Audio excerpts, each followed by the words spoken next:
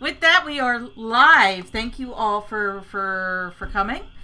We are Dances with Kobold, and tonight we are playing the Red Hand of Doom 2.0. But before I let Patrick take it away, check out the doobly doo down below for our sister shows with the Here's one. Here is Wanted collective of shows and our Extra Life link. But without further ado, take it away, Patrick. Thank you, Stephanie. Welcome, everyone. I will be the Dungeon Master for this session, running this party through Red Hand of Doom for the second time, as they didn't manage to finish last time. Joining me once again are... Hello, everyone. I'm Lauren, playing Dr. Badme Eisen, the Tiefling Artificer, and the Tiefling says, "Bub, bub, bub." Hi, everyone. My name's Chris, and I'll be playing Maximilian T. Justice, Dragonborn Paladin of Glory, who will be attending 5 beheadings and a funeral.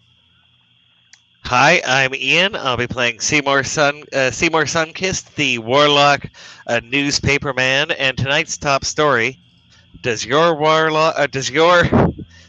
Hydra have a split personality? We'll tell you how to spot the tells at 6. Hi everyone, I'm Tara, and I should be playing Chirrup, the Kenku Bard of the College of Whispers. I'm Stephanie, and I'm playing Molly Goldman, socialist cleric and protector of the proletariat. I am Brendan, and I'll be playing the Great Ezekiel. Wait, no. I will be playing... Wrong campaign. Right campaign, wrong attempt. I'll be playing Julius, the Vidalcan Wizard. And last session, you met up with Jor, an Elder Furbolg guide, who is to take you through the Witchwood up to Vrath Keep, where you suspect a group of hobgoblins has camped out and is using that as a headquarters.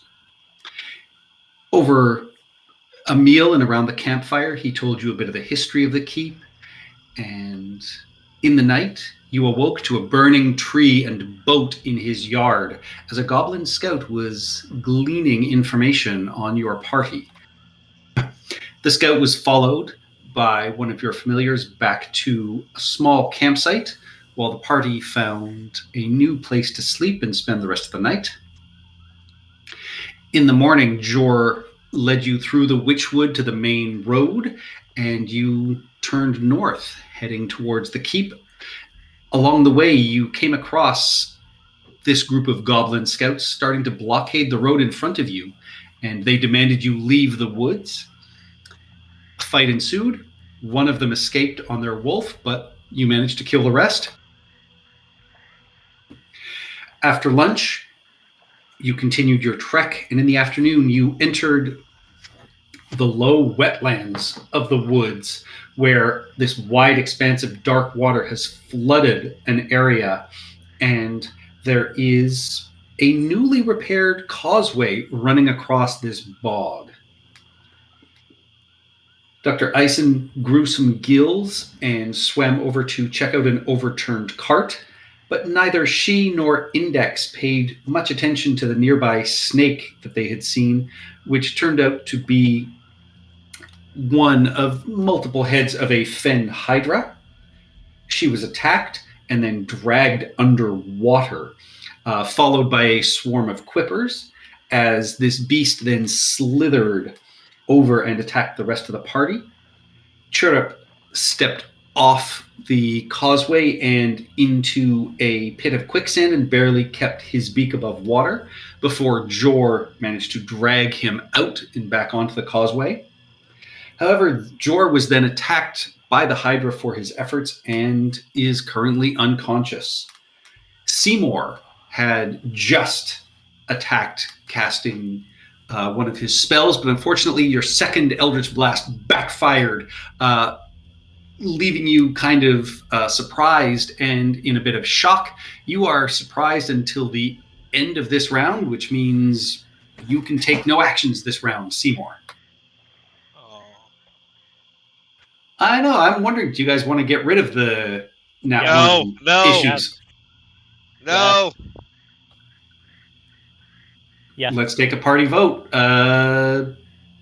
So going left, right, Badme. Keep or remove? I'm indifferent. I mean, it was interesting. It's cool. It hasn't really affected me negatively that much, surprisingly. I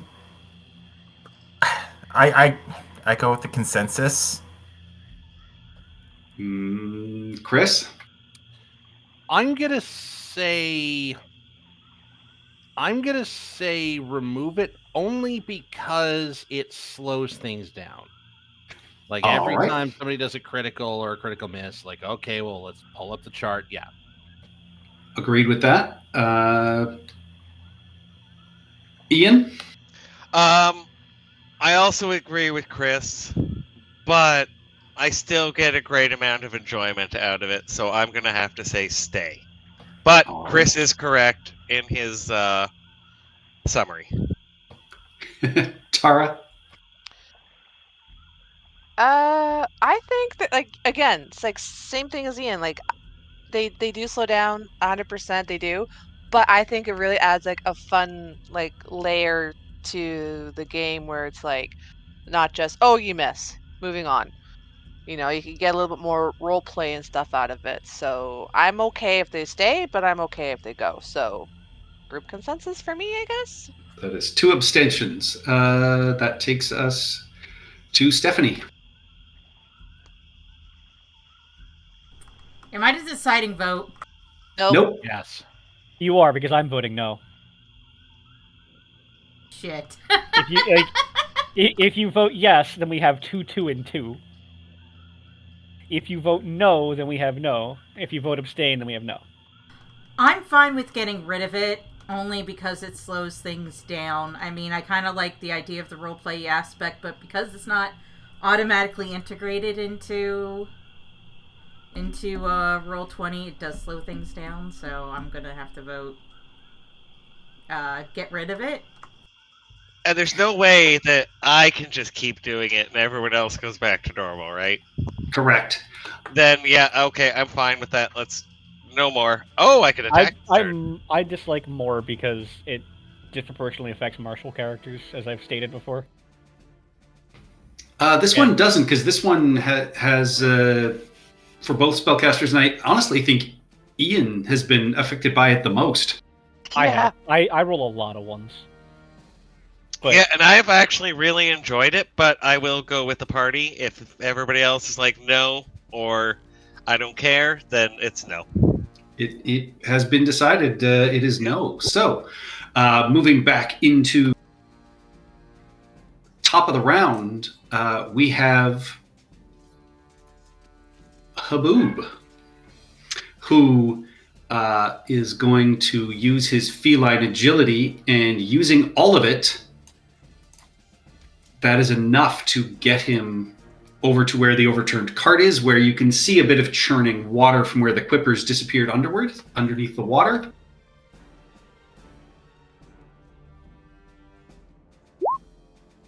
Haboob just has to lift her. Holy crap, he rolled a crit for initiative. He rolls a critical for perception, so he's found you, Badme.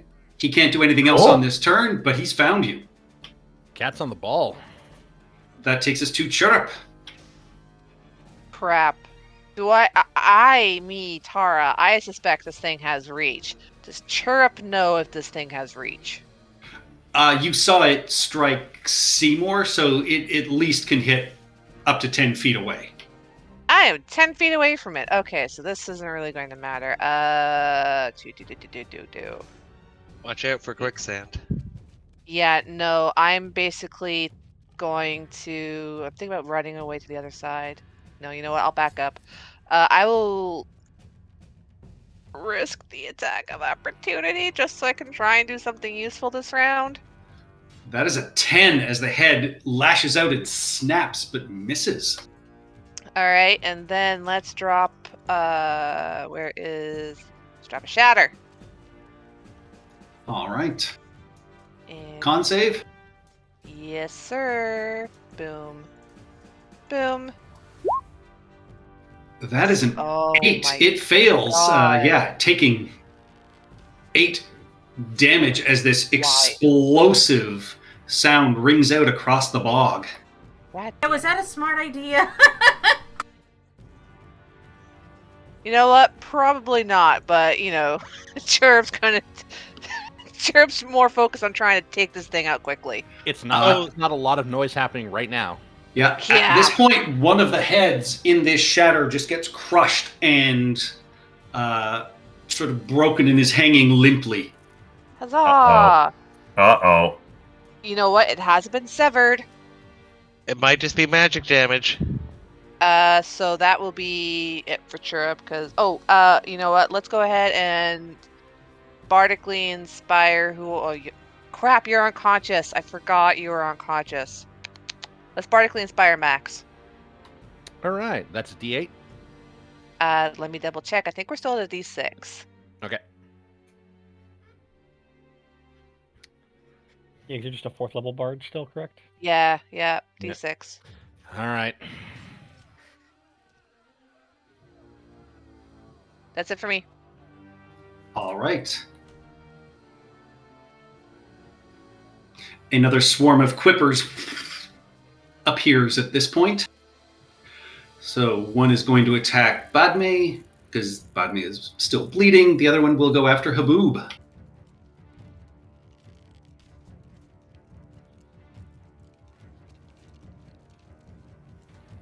That is a 19 to hit Badme. Yeah. How much damage do they deal? 9 piercing damage. Okay. And against Haboob, that is a 10, which misses. Takes us to Badme. All right. This is interesting. Takes us to Molly. Wait, she's not. There was no death saving We throw? don't- there- she- Whispered. Rolling I whispered it. Oh, right. Sorry. This one. I forgot. Yeah. Alright, what I'm going to do is I am going to cast... Wait, hold on. Give me 2 seconds. I'm going to cast Insight Greed on the Hydra. All right. Fascinating. When I cast a spell, I present a gem, so I'll take one of the... It doesn't consume the gem, so I'll take one of the diamonds I have for Revivify, and I go, Hey, Hydra! Hydra, look at the shiny! Look at the shiny! Wow. I know precisely what you're doing with that, and I love it. Wow. Yeah. Mark, no, that's like the communist ideal. Using capitalism. Yeah, Distract. it is awesome. I like that. To distract straight into the quicksand pit. Uh-huh. It's a powerful Please fail, metaphor. Please fail, please fail, please fail, please fail. We really needed to fail. I want to see it just like trundle into this quicksand like a little puppy. Now, does each head get a save? Oh, come Oh, on. Come It's on! creature! Damn! It's a They creature. already have separate reactions. They don't need... Creature! Does it list 5 wisdom saves? A I don't think it does that. I Stegosaurus, mean, I a can't- I just have Stegosaurus's butt doesn't get an extra save. No. All right, that takes us to Index. All right, so Index has been looking for Bad Bay. So seeing Haboob go there, plus the extra movement. Yuck, though. You'll find out on its turn. So Index is gonna, within range. There. Don't forget we're underwater. Yeah, how far underwater are they? Because I can now see the bubbling and such, right? You can see the fish that are swarming and swirling around. Badme is about 5 feet underwater. Okay, so Index is going to end there, and actually you see the fans kind of tuck in, and Index is going to death dive into the water from above and end next to Badme. All right. The Hydra. The heads rear up. The one that was broken and cracked in the shatter kind of pops back into place. God damn it. Nope, just fire. Didn't do it. Well, no. you have to do enough a single damage in a turn to get rid of a head. But all 5, it slithers its way over to Molly, and they crowd around you, staring down at this diamond. It's like Molly at the bar. I don't get it. Yeah, you never did. It's all the young men. Ladies. And then, as they do that, at the end of its turn, you see their eyes clear and the tongue start as it rolled a natural 20 at the end of its turn. Are you kidding me? That takes us to Julius. Nope. So it worked, but it gets to say with. Yeah, it lost an entire turn. Did this go into the quicksand? No, it Bigger creates the than quicksand. Yeah, All right. that's part of its layer actions. It is unaffected by that. Okay. The bitch. Oh well, that's But it is lost a now. turn. Yeah, it is now right next to Molly, within everybody's Hold on. reach. Please, someone get Padme out of there. We'll run.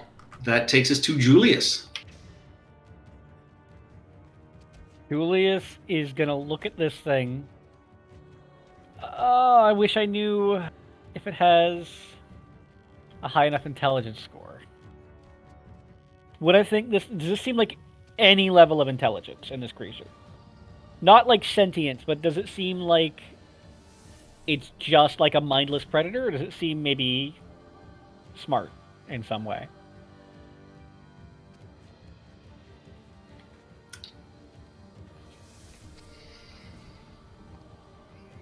It'd be either insight or nature, right? Give me a nature check. Okay.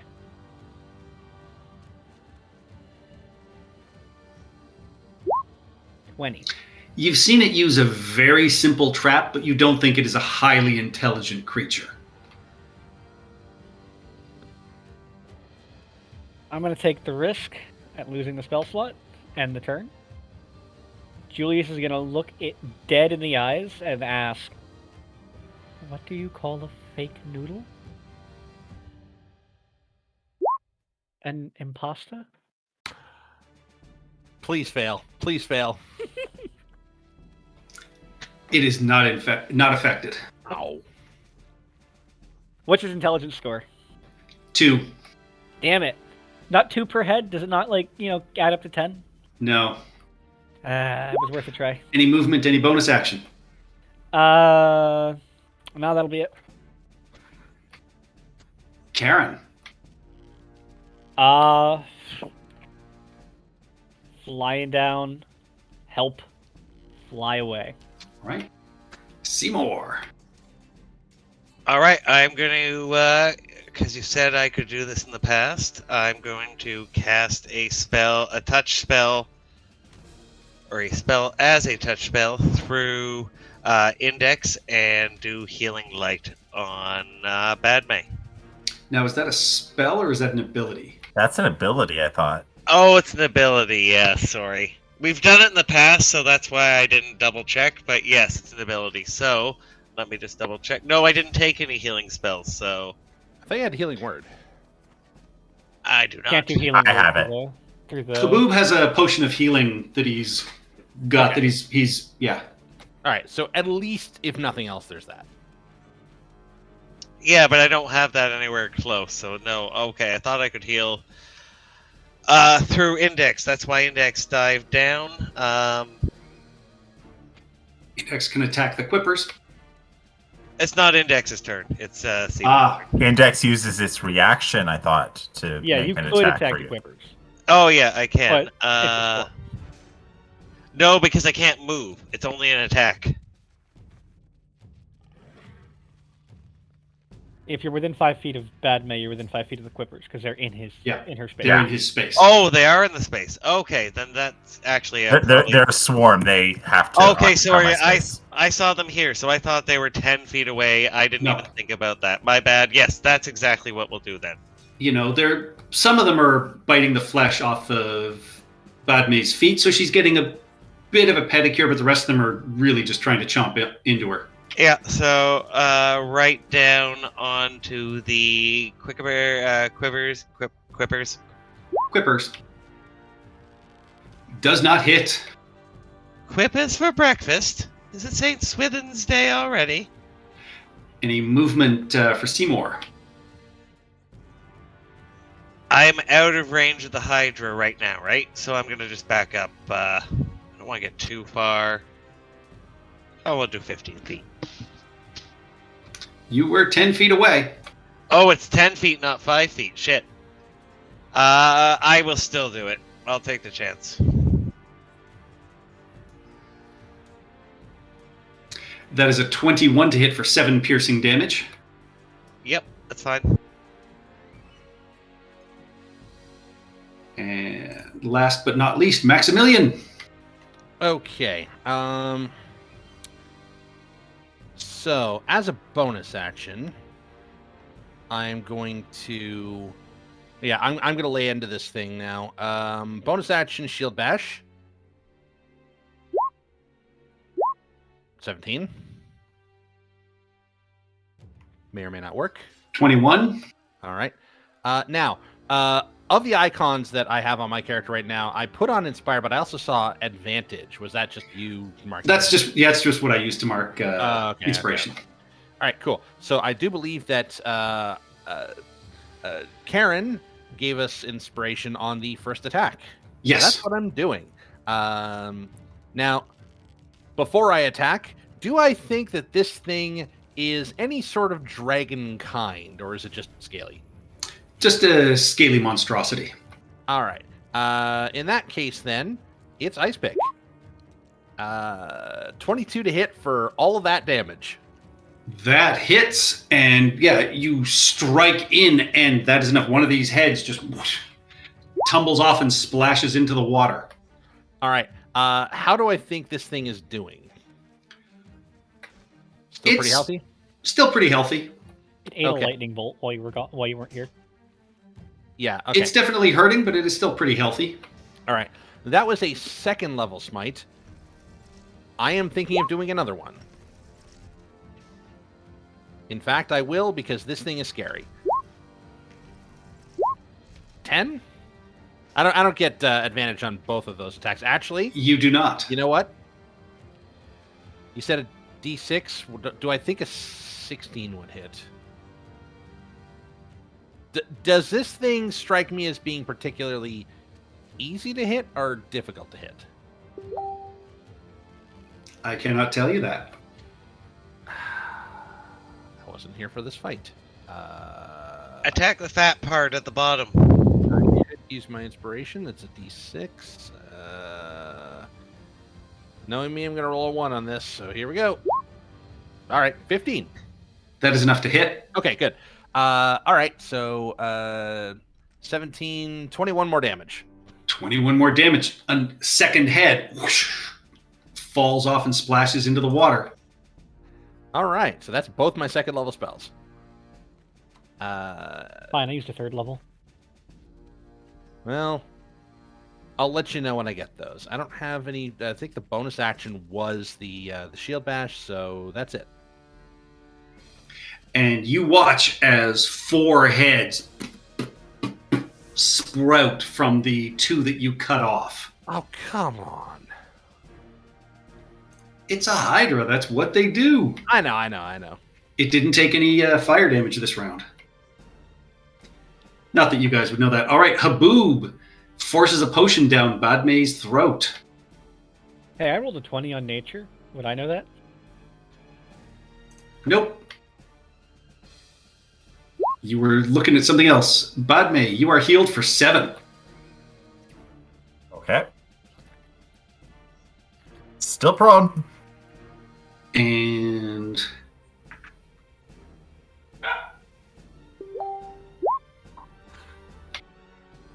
can't move.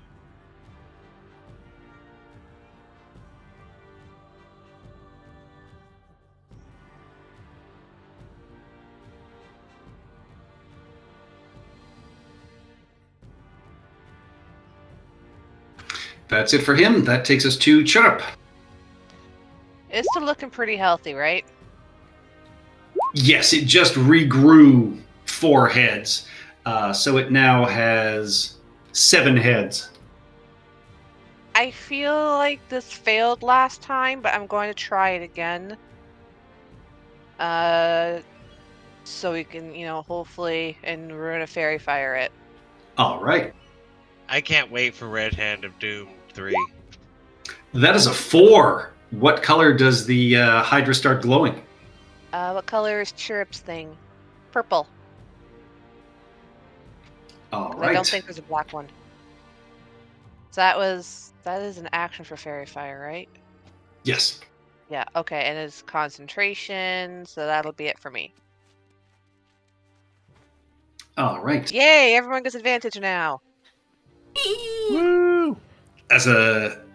All right, you see it with some of these new heads. It scoops up the muck and dirty water and splashes it all down itself, coating itself in this wet sort of slime as a protective cover. That takes us to the Quippers. Oh, fair. Evens, it is going to be Index. Odds, it will be Badme. They are attacking Badme.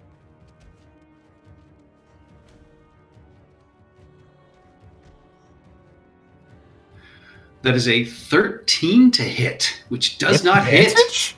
Wow. With advantage, yeah. Rolled a 13 and a 9.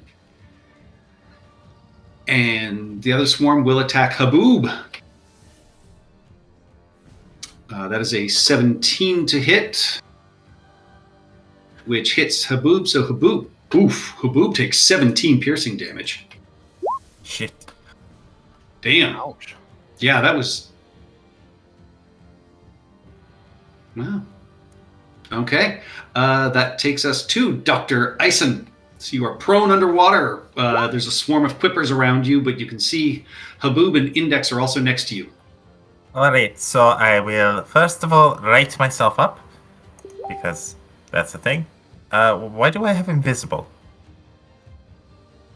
Because you were underwater and they couldn't see you. Okay, cool. And then from last session, because I never actually got to use the spell, I'm using Primal Savagery on the swarm. Whoops. I totally forgot to take that off of Whisper. But 17 to hit. 19 acid damage. Nice. Yeah, that swarm, as your acid splashes through the water and just starts, causing them to dissolve. Yeah, that swarm is greatly lessened. Yeah, that's it for me right now. All right.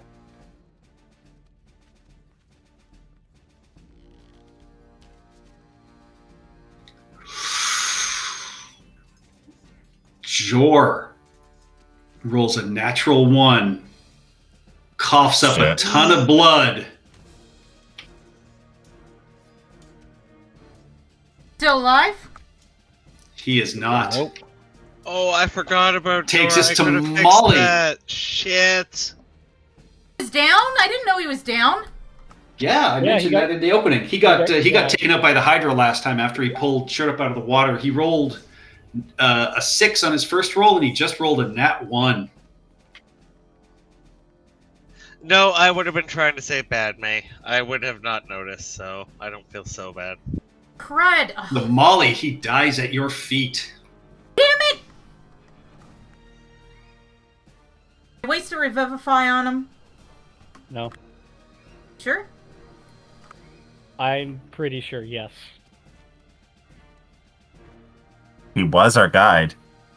I would Yeah, we revivify kinda need him. Yeah, do it. Revivify! Maybe we should do this later. If Revivify, I only have a minute to cast Revivify, though. Yeah, but that's a minute. Alright. Alright, what I am going to do is... Kind of blue already. Blue, Make sure you don't blow You've that got last 7 one. hissing heads. I mean, it is bloodied, but it still has all its heads. I'm going to disengage.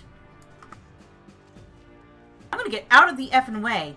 5, 10, 15, 20, 25. Oh, can I take the body with me? It's an object? Yeah, you can only move half speed.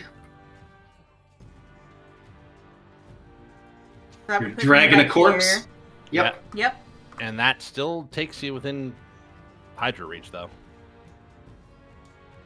Which means no attack of opportunity. Oh, she disengaged.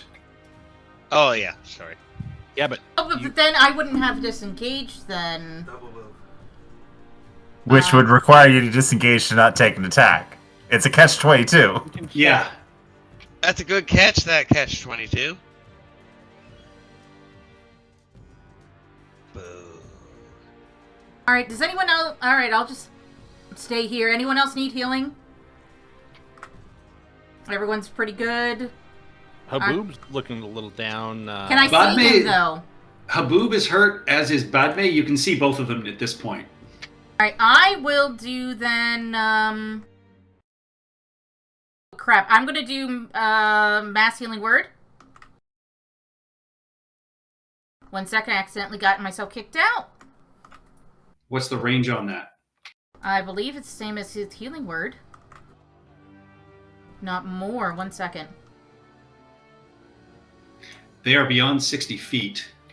You're beyond 60 feet? Well, then... You have to wade into the swamp in order to do it. Yeah.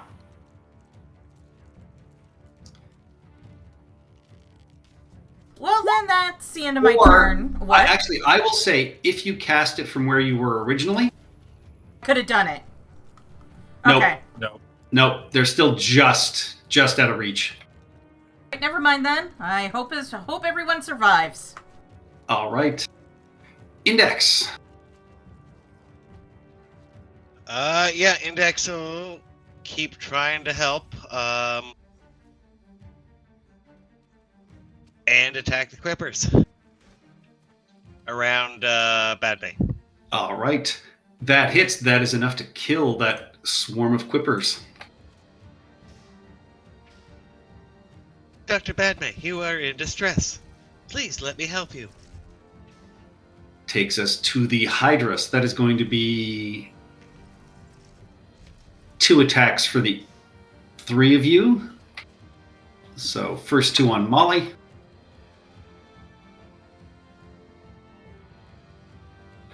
That is a 9, which misses. That is a 20, which hits for 8 piercing. Against Jules. A 23 for 4 piercing damage. And a 17. I will shield the 17. All right. 2 against Maximilian. That is an 11, which misses. And that is a natural 1. So it will swing around with its 7th head and... So 1 to 2 Molly, 3 to 4 Julius, 5 to 6 Max. Molly! That is a 23 to hit for 11 piercing damage. And then it is going to back away. Max, you will get an attack of opportunity, as will Julius. I will. And I had 11 piercing damage? Wow, yes. God, I know. I don't have that smite. Oh, Are you sure? no. Are you You don't sure? have first No. level spell slots? No, I'm out of second level spell slots. I used them. No, both. you're coming in First- fresh. first We had a level. long rest before this. Yeah, you did, yeah. He used 2 He already. just I dumped used them, yeah. Avenue. He used them. Oh, shit. This is He what is happens a when you half blow caster. things, Max. You Too know what? early. You know what? I will use a first level smite because I know that 21 would be amazing. And here's where I roll a 2 or something, right? 11. All right, Hey, I'll that's take not that. bad. All right, yeah. So that still makes it 23 damage, total of 30 damage. So yeah, one of the heads just explodes off as it freezes up its neck and it just cracks and bursts. It's looking plenty hurt. I hit it, right? You did for another 7. That's why I'm including it in the 30 damage. Because it was, or 29 damage, because it was 22 from Max and 7 from Julius. That takes us to Julius. I just want to put out that 7 was max damage. You're a wizard. You're doing good, Julius. You're doing good. It was Julius that cracked the head off after it had frozen. So let's see what I got. Not much.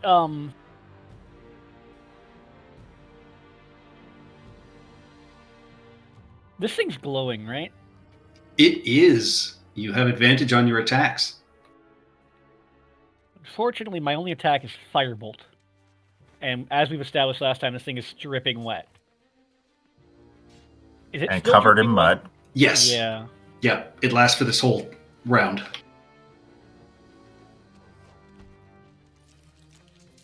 So I'm going to use a 2nd level spell slot. And drop Nether's Mischief directly on it. All right. If I can find the token for it. Where's the token for it? There it is.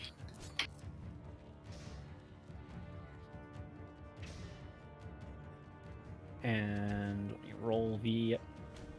Let me post the effects of it and then roll a d4. 2.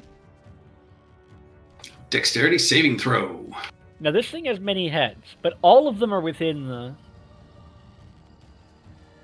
I don't know if Hydras have that, like, this has many heads, it has advantage against blinding.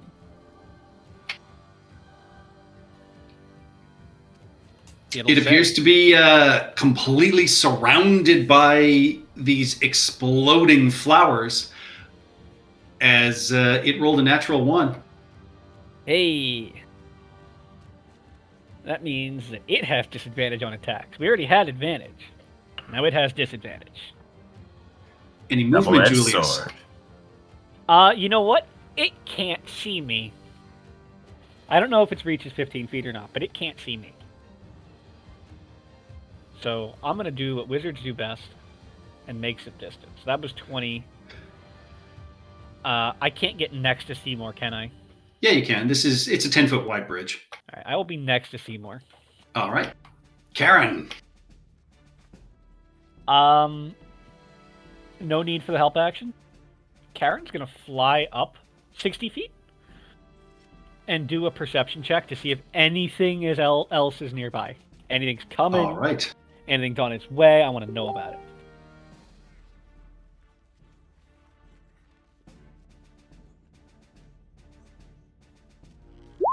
That's a 9. Oh, sorry, that's a 13. Yeah. Karen flies to the top, searches across the sky, doesn't notice any incoming or impending dangers. Gotcha. That'll be it. Seymour. All right, so this is a Hydra we've done no fire damage to that's bloodied, right? Yes. Can I shove a piece of paper into one of my oil flasks, light it, and throw it, and that would be my entire turn? Sure. All right, so that's what I'll do. What do you want to count that as? An alchemist fire or a... Oh, no, it's just burning It's oil. a Molotov cocktail almost, but it's Yeah. oil and fire. Yeah, Yep. there's literally just rules for throwing burning oil. Yep. Any movement, any bonus action? No, what do you want me to roll for the throwing? It's a ranged attack. Without, so that's- but you are not proficient in it. But, so it should be a straight roll because it has fairy fire, right? It's advantage. Oh, you but have advantage, but you're rolling a have d20 without your proficiency bonus. So roll a d20, add your dexterity modifier, and you have advantage. I thought throwing was strength. Also... No, it's a ranged attack, so dexterity. All right, so it's a d20 minus 1. With advantage. Oh, sorry, I thought that would roll with advantage. 13. It just splashes short of the Hydra and sputters out. Max, Oh, boo. Seymour Sunkist, are you not a spellcaster? Well, I thought the fire would do better. It's a Hydra. That takes us to Maximilian. This Hydra is pretty badly hurt. You splash down into this sort of muddy bog. You sink a couple of feet, and it is blinded and glowing currently. All right. Swing away. Okay, so I'm going to I'll pop a smite in, and I miss. An 11 does miss. Second attack. An 18. God damn. 18 this hits. really wants me to miss. Yeah. Yep, 18 25 hits. 25. Patrick, Yes. so for the thrown attack, if you make a thrown attack, that's what the oil would be, right? That's your whole action. You It's a ranged use what attack you- action. Oh, okay, so a throw. So if a weapon has, it's not the weapon with the thrown property. Correct. Your improvised ranged Oh, attacking. okay. Boo. If you have Tavern Brawler, you are proficient. I don't believe Seymour Sunkist has ever been in a tavern brawl. No, I tend to just drink and Oh, run. only with a stiff rye. All right. But you see another one of these heads in this blinding, radiant flash falls off of the Hydra. Okay. It's looking really badly hurt. All right. That's it for me. I guess, you know what? Just to make it move less fast, let's do a shield bash. All right. It's blind. That is a 20 on its strength check. All right. So it is a push. Neither of you get anywhere. Yeah. Top of the round, it grows a pair of heads and heals up. It is still blinded.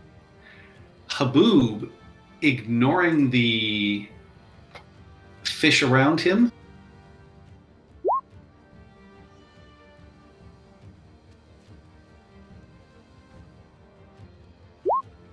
rolls a 23 to hit for 18 piercing damage. Chirp, you could finish this off right now.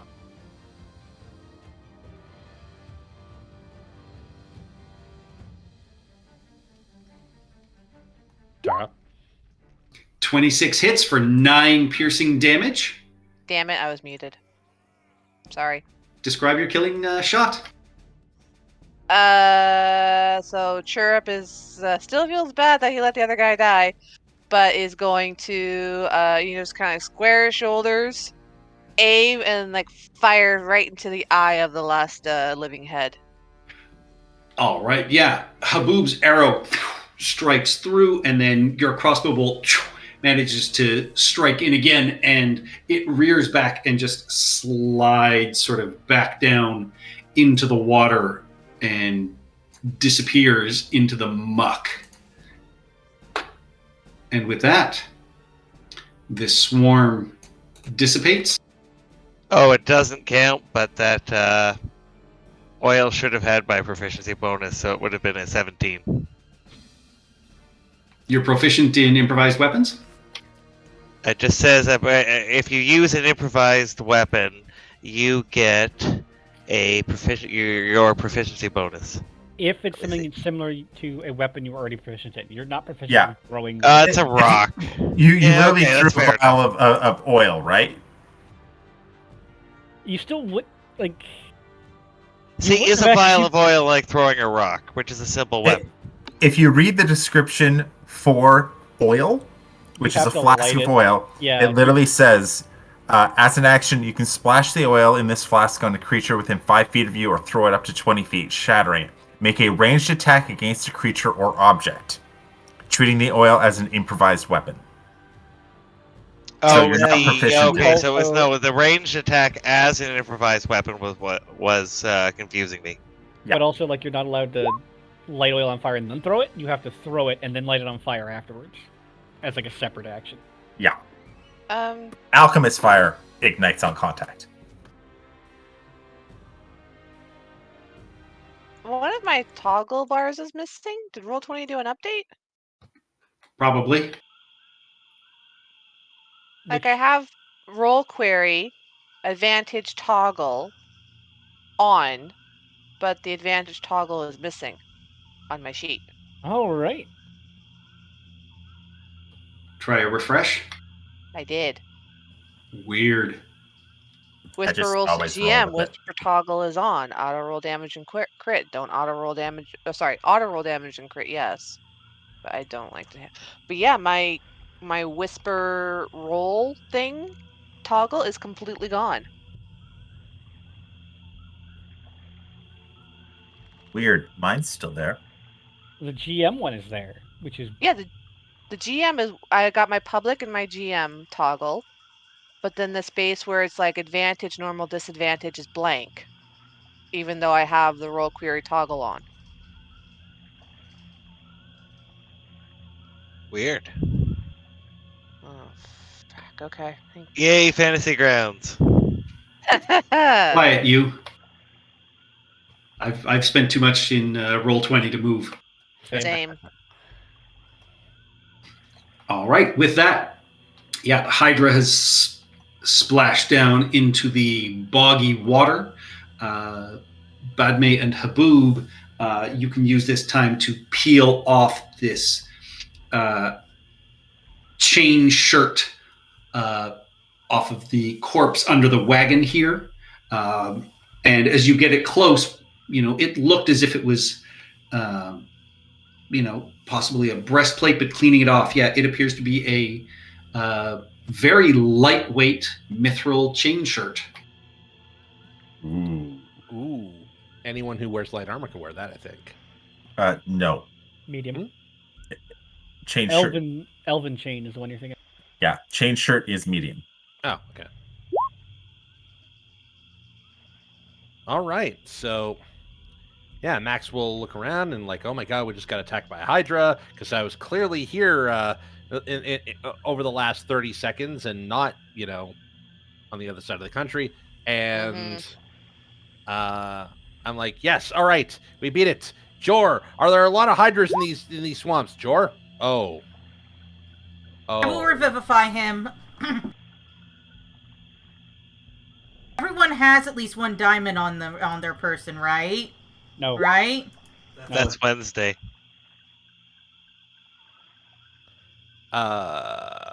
I've got 83 gold pieces to my name and a bunch of really shiny stuff. I didn't buy a diamond, no. I have the only diamond. And we're going to use Yes. it on an NPC.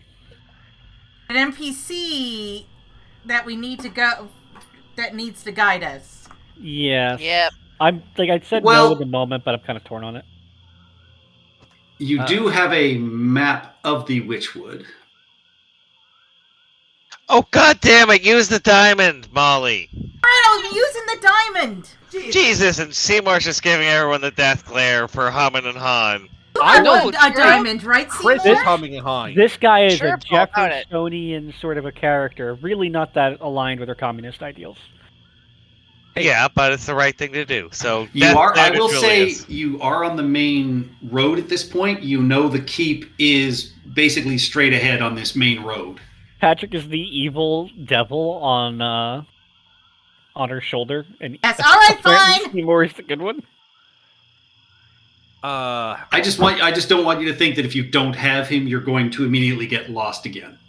Oh, that's not a Brendan? problem. This is the moral issue. This is bringing back vibes of our Exactly. Horde of the Dragon Queen campaign. Right? I'll look at Molly and I say, if we don't bring him back, who will feed that poor Remmer has? Also, True. And the Badgers. Molly, And- you have to. And What Remmer Molly, has? take. Am I thinking the wrong campaign? Yes. That was the one shot. I am very much. Oh thinking my- one- Yes. God damn it! Another guy that has weirdo pets. That was healing for Steph to yes. bring her back up. Oh my god. That is brutal. All right, so I will immediately drop What? I will immediately drop like 20 hit points on lay on hands On. All right, revivify. on Molly. As Badme is. Oh wait, kind of bleeding and splashing the Oh ground. no behind no you. no. I'm looking at the wrong. I'm looking at the wrong life bar here. Yeah, I did Molly. Yeah. So yeah, She's sorry. a little better. Do Bad Bay. No, nobody worry about Haboob. I'll be fine. We're not. Haboob. Haboob is fine. Haboob, I swear to God, I'm Haboob gonna walks nail off your in a tail. huff. As injured as Molly is. Damn it! All right. Was he? Yes. Oh yeah, he got hit really hard by that swarm of So clippers shocking. I'll give myself 10. Okay. I've got 25 hit points to distribute. How am I distributing them? Everyone seems to be fighting for this. Sure. Okay. Haboob so is fine. Haboob. Yeah, don't worry about Haboob. I'm not. He's off. I'm just shy of half my hit points. All right. I will give you 10, and I will turn around and give. Looking at the list of people about, I will give Molly 10. So I got 10. Yes. And what about the rest? I have 5 more hit points left. I am saving that just in case I need to bring someone back from almost death, or Okay. in case I need to cure a disease. So I have 2 spell slots and 17 of 40 hit points currently. I have not received any healing from anyone else. I thought that somebody was giving somebody else hit points. Have we Steph, brought back Jor yet? Before we run Yeah, out of I time? was saying I'm in the middle of revivify right now. Okay, you know what? Badme, you get an additional 5. That's all I've got. Actually, perhaps we should give that to Jor. Yeah. All right. I will give still it- have one some spell healing. slots. I still have some spell slots. I can wait it out. I will stick more to the rear, hopefully. We may want to take a break after this. That was kind of that was kind of brutal. intense. Just a wee bit. Let's get So- walk. Yeah. I saw lights. Oh, Don't sorry. think about the lights. I'll sort of close the lantern. Sorry about that. That was kind of in your eyes. Don't think about the koala balancing the universe on its back. Everybody knows it's a turtle. I thought it was I a frog. See the turtle of enormous girth on the back. It holds the earth. What I is thought it on was a Earth? series of turtles. It's turtles all the way down, I heard. We are on Faerun, my friend. All right. Well, There I are will Many pick, worlds other than this. yes. I will pick Jor up and I will say, "All right, let's go get away from this swamp in case there are more hydras." By the way, Jor, are there many hydras in these swamps? There shouldn't be. I didn't know there was one around here. It's not its usual hunting ground. I am sorry, I am sorry. No, don't apologize. I think the natural order of things might be a little askew these days. Let's find a safe place to rest up. I suppose the best thing to do first would be to get off of this walkway. Yes, let's go. Rest to the Yeah. north of it. He leads you off of this causeway. At the far end, Seymour, you do notice still fairly fresh wolf tracks in the sort of wet earth as you finish crossing. Before the party gets off the bridge, Seymour will say stop and try and follow them. He's not good at this, but he's pretty perceptive. It's still survival, right? Yes. At least I'm not going to go super far, but get an idea of which way they went. Did they turn around? Maybe even general intent? I don't know. Nice. You get the sense as you look at these that it slowed down, turned around, maybe looked backwards for a while, but then has just continued straight ahead on. All right, and I will relay that to the party and get back onto the bridge. Jor will say, that maybe makes your supposition that they are at the keep a little stronger. I think it was a scout that turned around and went back to the keep, yes. But It looks, and as you saw through Index, and floating on the top of the water now as the wagon was moved, are corpses of the goblins and hobgoblins. So it looks like maybe they knew it was here because it's attacked them, and maybe it was watching to see how we fared.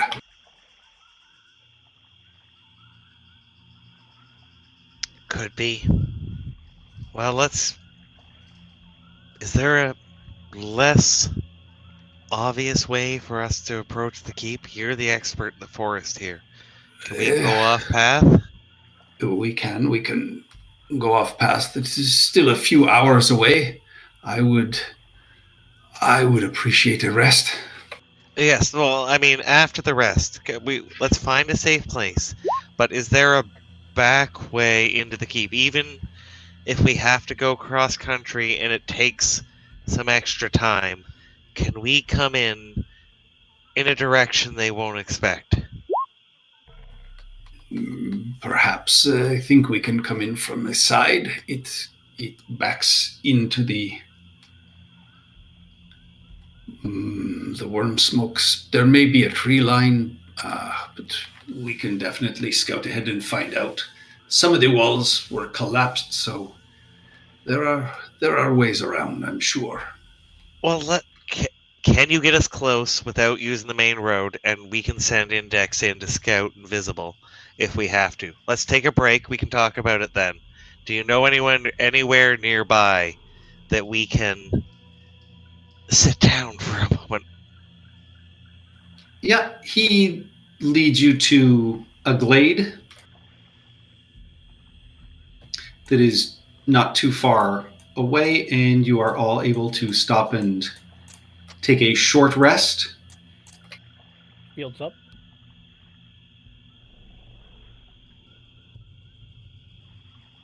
Index doesn't have hit dice, right? There's no way for me He to... does. He's a creature. He has hit dice. Oh, so he can heal on a... Oh, fuck. Yeah, so there's little, when you look at his health, Song of Rest. it'll say, like, Where's hit points, whatever, and then the dice. 3d4 plus 3. That means he has... His hit dice are 1d8 plus 1, and he has 3 of them. Song of Rest. 1d8 plus 1. One hit point from Song of Rest. Thanks, babe. I have to say, it's not your best work, Chirp. Nope. All exhausted. We're all trying to do our best. Indeed. You're all doing fantastic. We just... gotta stay calm. We've done well. Hey, Seymour, you stole like a box of diamonds or something like that from your parents, right? Right? Bup, bup, bup, bup, bup, bup. Remember we talked about that before, when you got your wagon back, and Seymour's just kind of eyeing the big fuzzy dice attached to the keys to the wagon as the only thing he stole. It was just the wagon. stole like a bunch of money and stuff, right? I like how the paladin is suspiciously quiet. I'm mostly just looking to see what else I can use use channel divinity on here.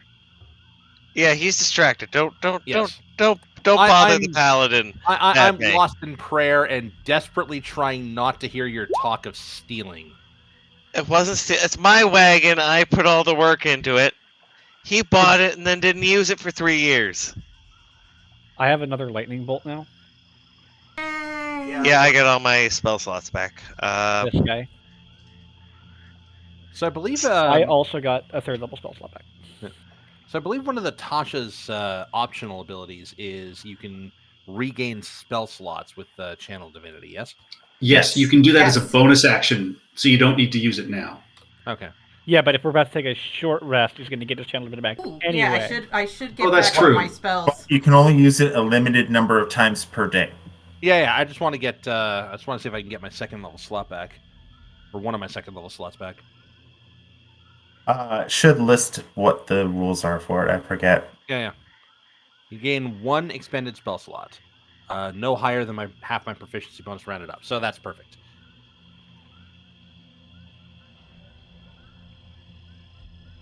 So what's our plan? Are we going in the side? Are we going up the road?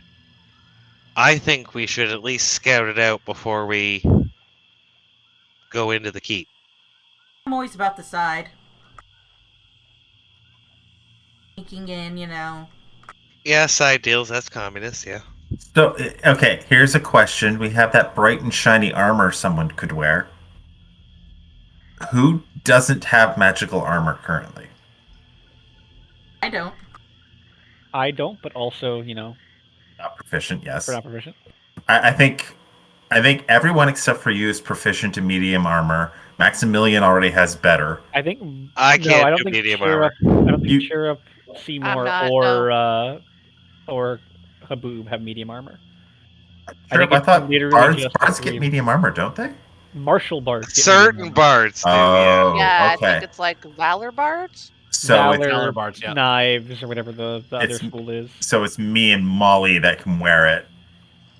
And don't you already have better armor in terms of... Okay, so technically, right now, I have my scale mail, which is equal to it, but I've applied the infusion to it because Molly was gone and we haven't had a long rest to I swap have that back. Studded armor +1.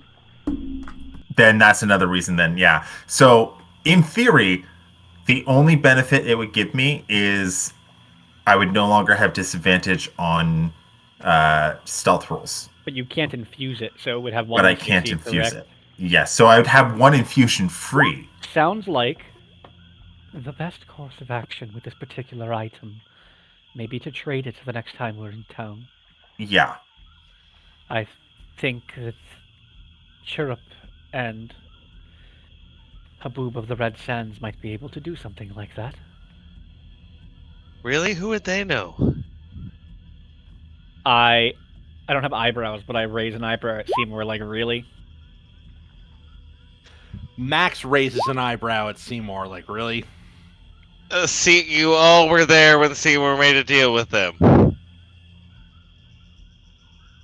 No. We're talking about the fact that everyone knows they're thieves. Everyone knows that they're criminals. Even Max. Yes, and we're not reporting it, and that's the joke. Sadly. I wish we could. I believe there is enough good in Chirrup and Haboob of the Red Sands to not report them for anything. Oh, no, I know. I get the fan mail. Have you seen these ones about Chirrup? Look at this drawing.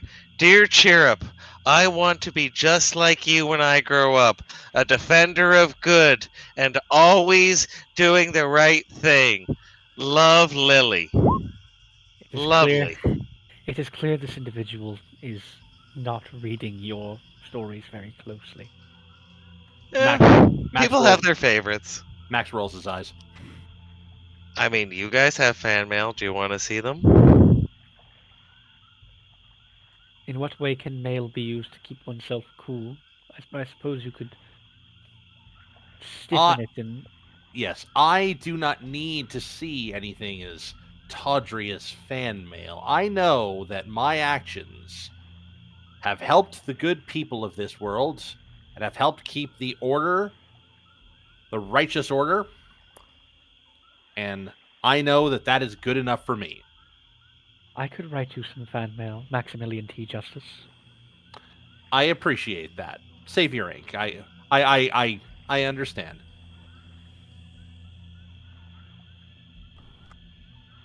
But thank you. Incidentally, what would you write about me? He makes a very good distraction. The enemies prefer to run at him far more often than they prefer to run at me. You know what? I'll accept that. Yes. And I mean, the cloak little- just flutters a little. little Timmy here wrote, he's giant and shiny, and when he's around, nothing bad can happen. Well, that's just factual description. That's what I Little was Timmy. saying. One day he'll learn.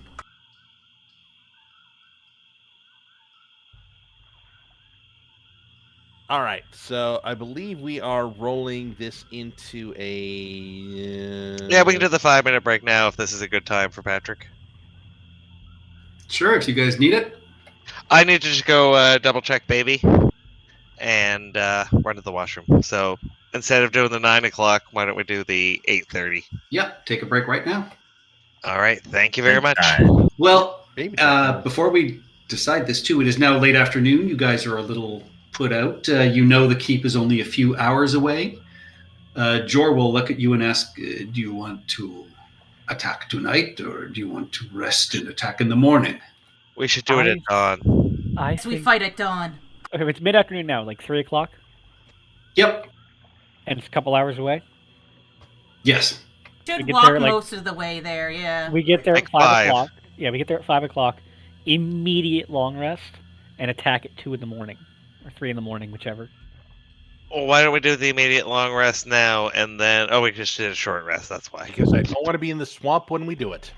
Yeah, We're getting late. near We're out of the there. swamp. Well, okay, Out so of we line have of a guide. sight. We'd have him pick a location that is convenient to shore up, out of the way enough that we wouldn't be immediately spotted. We'd set up for the long rest to make it the early morning attack on the keep. We drink a lot of water, so we wake up having to pee at 3 a.m. and get going. Can we just have do we not have an elf? We do Half not. elf? No. Molly is a half elf? You're always half elf. Not always a half elf. Do half-elves have trance? No. No. So that doesn't help. No, us. they sleep like dirty humans. Does Julius not have trance? Julius is a weird frogman. Julius does not have trance. Julius is amphibious.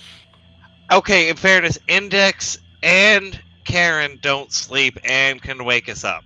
Yeah, we just wake up. It's, we're posting guards anyway. People are awake. Yeah. All right. Anyways, if we're taking a break now, then I'll be right back. Yep, beer back. All I'm gonna right. go up and check cash. Yes. Anybody who's staying, my plan is to hopefully them have barracks and just literally light the barracks on fire while they sleep. Our barracks or theirs? Their barracks. Just checking. Julius, you're very serious. I just gotta check. Yes, I want to light their barracks on fire while they're asleep. All right. All I want right, to will bar be the right back. doors from the outside. It's a terrible thing.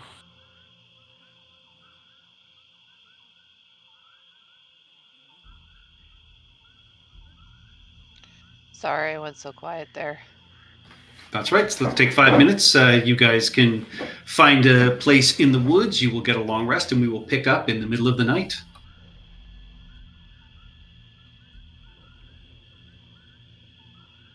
Sounds good.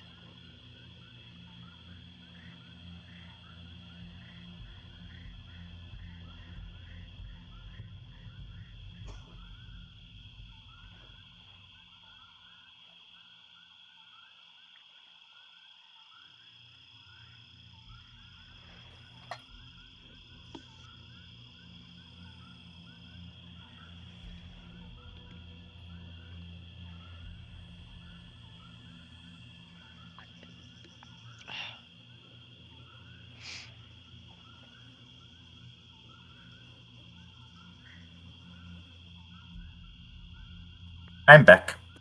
Arrows. Yeah, I came close to dying. Ooh.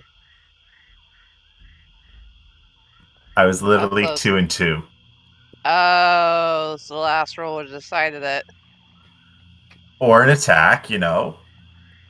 Yeah, the Whippers missing last week was huge.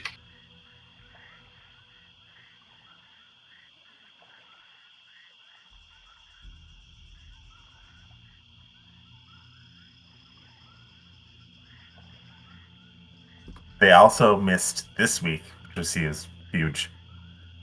Yeah.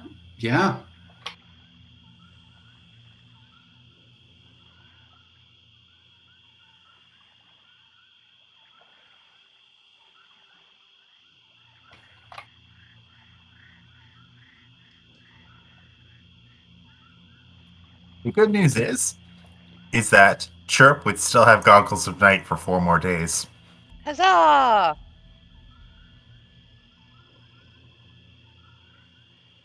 Sorry, I'm trying to eat wings at the same time here.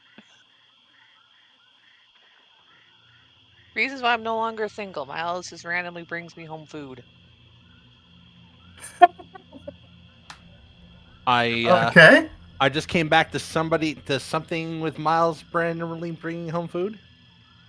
Yeah, I just say this is why reasons why I'm no longer single. Miles just brings me home food. I don't have to ask for it. Yeah, random food's a good perk. Yep. There's this Italian place by our work, and I'm not a wing person, but I just like their honey garlic wings are just a complete crack to me. But unfortunately, it's not really on our way home from work. It's a little bit out of the way, and Miles had to work late tonight, so I bust home on my own. And he said, "Well, I want to get food from this place, so I'm just gonna pick Babe up some wings while I'm there." Yes. Way to a woman's heart. Bring her food.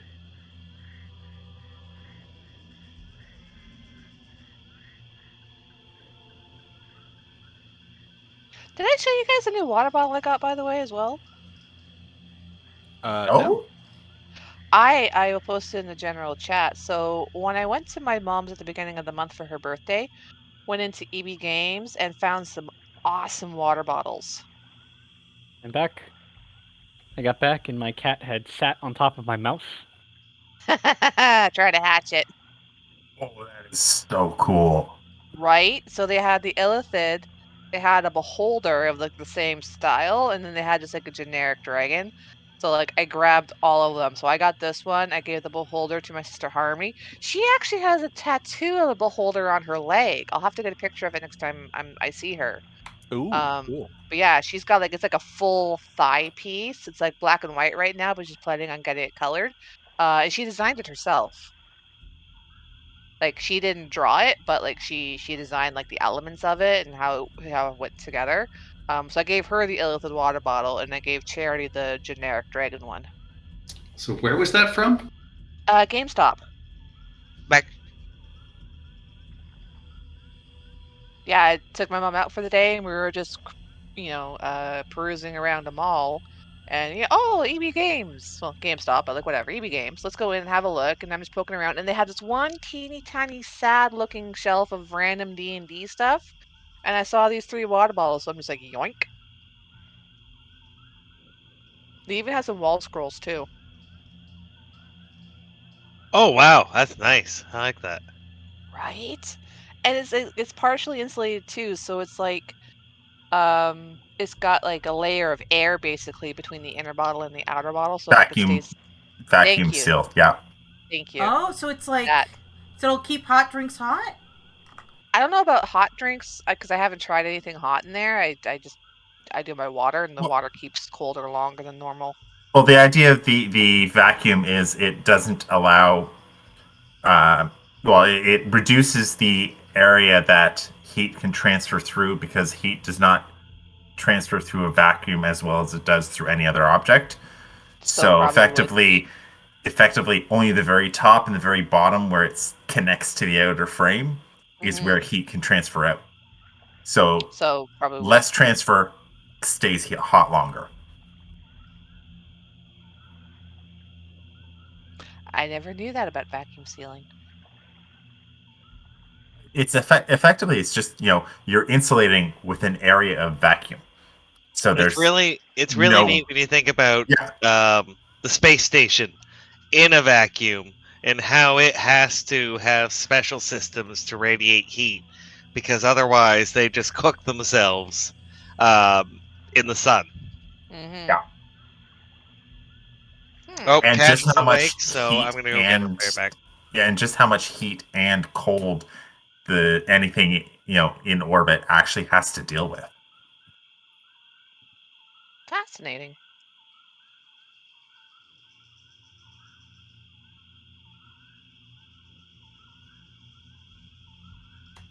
Well, who's not back, by the way? Ian just left again. Yeah. Cash woke up. Ah, Picked his daycare. Thankfully, he got into one within walking distance of us. Oh, good. Because I returned to work on November 1st. I'm not looking forward to it. Yeah. I have no money, so... do you have to go into the office or? It's now 2 days a week. For a while, technically, there was supposed to be a return to the office official plan from the government. That never happened. It was supposed to happen early September. It's now almost November, and there's not even a wink of a plan. Apparently, no one but our unit in our office was really following it. But apparently, they were losing people because other people were like, oh yeah, we're following the 3 days a week, cough, cough, cough. And we were just hemorrhaging people because of it, so now we're down to 2 days a week.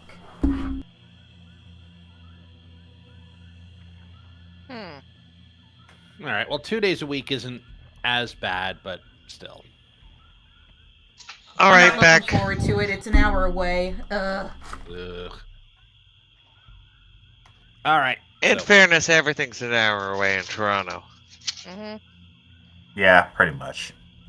All right. That's why I was like, that daycare around the corner, we're getting in there. Yeah, so with that, night has fallen in the woods. Jor has led you to an area about 20 minutes away from the keep itself. It looms out of the shadowy woods ahead, this, ruined keep in the moonlight. It sits on this sort of small rocky hillock, so you can just see glimpses of a broken tower between the trees. And you can see that up ahead there appears to be a moss-covered stone at the side of the road that marks a footpath that appears to lead directly up to the keep. But there are ways to, reach around to the keep itself. So you can come at it from any direction if you try and sort of sneak your way past. Presumably from the south would be the easiest without having to, continue up the main road and loop back around. Or if you wanted to try and go in south and then curve all the way around to the north, you could attempt that as well. What does the party want to do? Asks Jor. Let's get some initial scouting done to see where the patrols are, and we'll decide from there. Yeah, we'll send Index out invisible to scout the area. All right.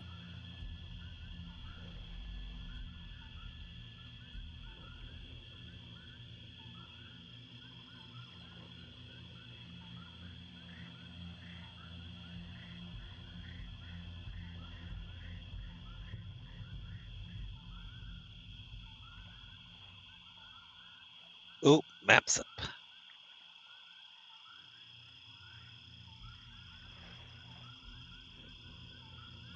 All right, so I have the camera and I have Seymour. So this is what you see as Index invisibly flies towards the keep. You can actually see a couple of torches being held aloft by guards along the inside ledge of these ruined walls. You can see the keep itself is in very poor repair. The main front gatehouse is partially collapsed. You can see a section of the wall to the south has also crumbled down, and there are just large stones lying around it. There's a small wooden building just off of the main path, and what appears to be a long abandoned garden sort of left in the front. The walls of the keep are about 15 feet high, and then there is this 2-story tower looming over the southwest corner of the courtyard within. You can see large boulders lie strewn amid the ruins of the 2 watchtowers, and a massive humanoid skeleton slumps amid the ruins of the northern one. The skeleton still wears what appears to be tattered fragments of hide armor, and a large club lies next to one of its bony arms. You also can see a sickly greenish-yellow light flickering inside the second floor of the ruined tower, and the faint sound of eerie moaning can be heard within.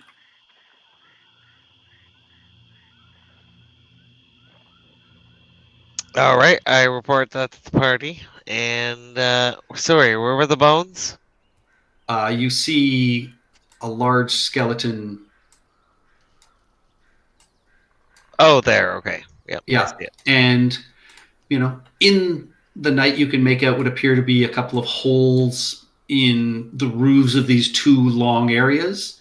And then here's that 2-story tower with this weird greenish sickly light and the moaning coming from a second floor window.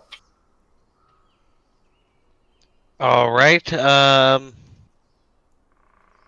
We'll have Index get slightly closer to see if they can see what's in the tower, but not into the tower. And just take a quick look. All right. Inside this second floor area, you can see what appears to be a body that has been hung on like a wooden rack. And it is just glowing faintly, and crouched behind it is a hobgoblin making this odd moaning sound. So it's like a fake ghost. Yes. You have heard from a few people that this keep is haunted, and so it seems that these hobgoblins are keeping up that effect. All right. So with that, Index will head out, but circle around looking for any scouts around the keep, and then head back to the party. Give me a perception check, please.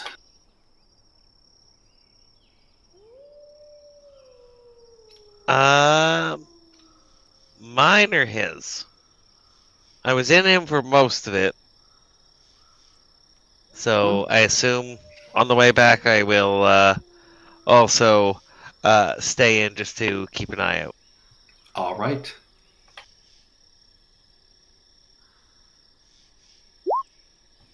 So in the woods surrounding the keep, you do notice a goblin on their wolf.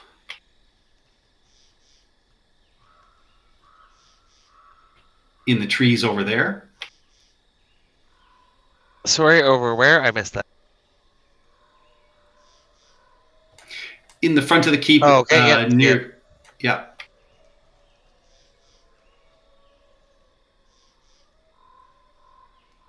And yeah, Index, after that, we'll come back to the party and we will figure out what we want to do. All right.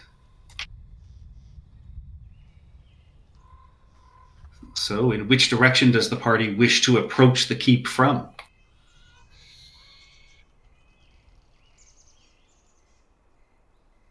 Sneaky beaky. Yeah, because there's that hole in the side. I'm guessing they've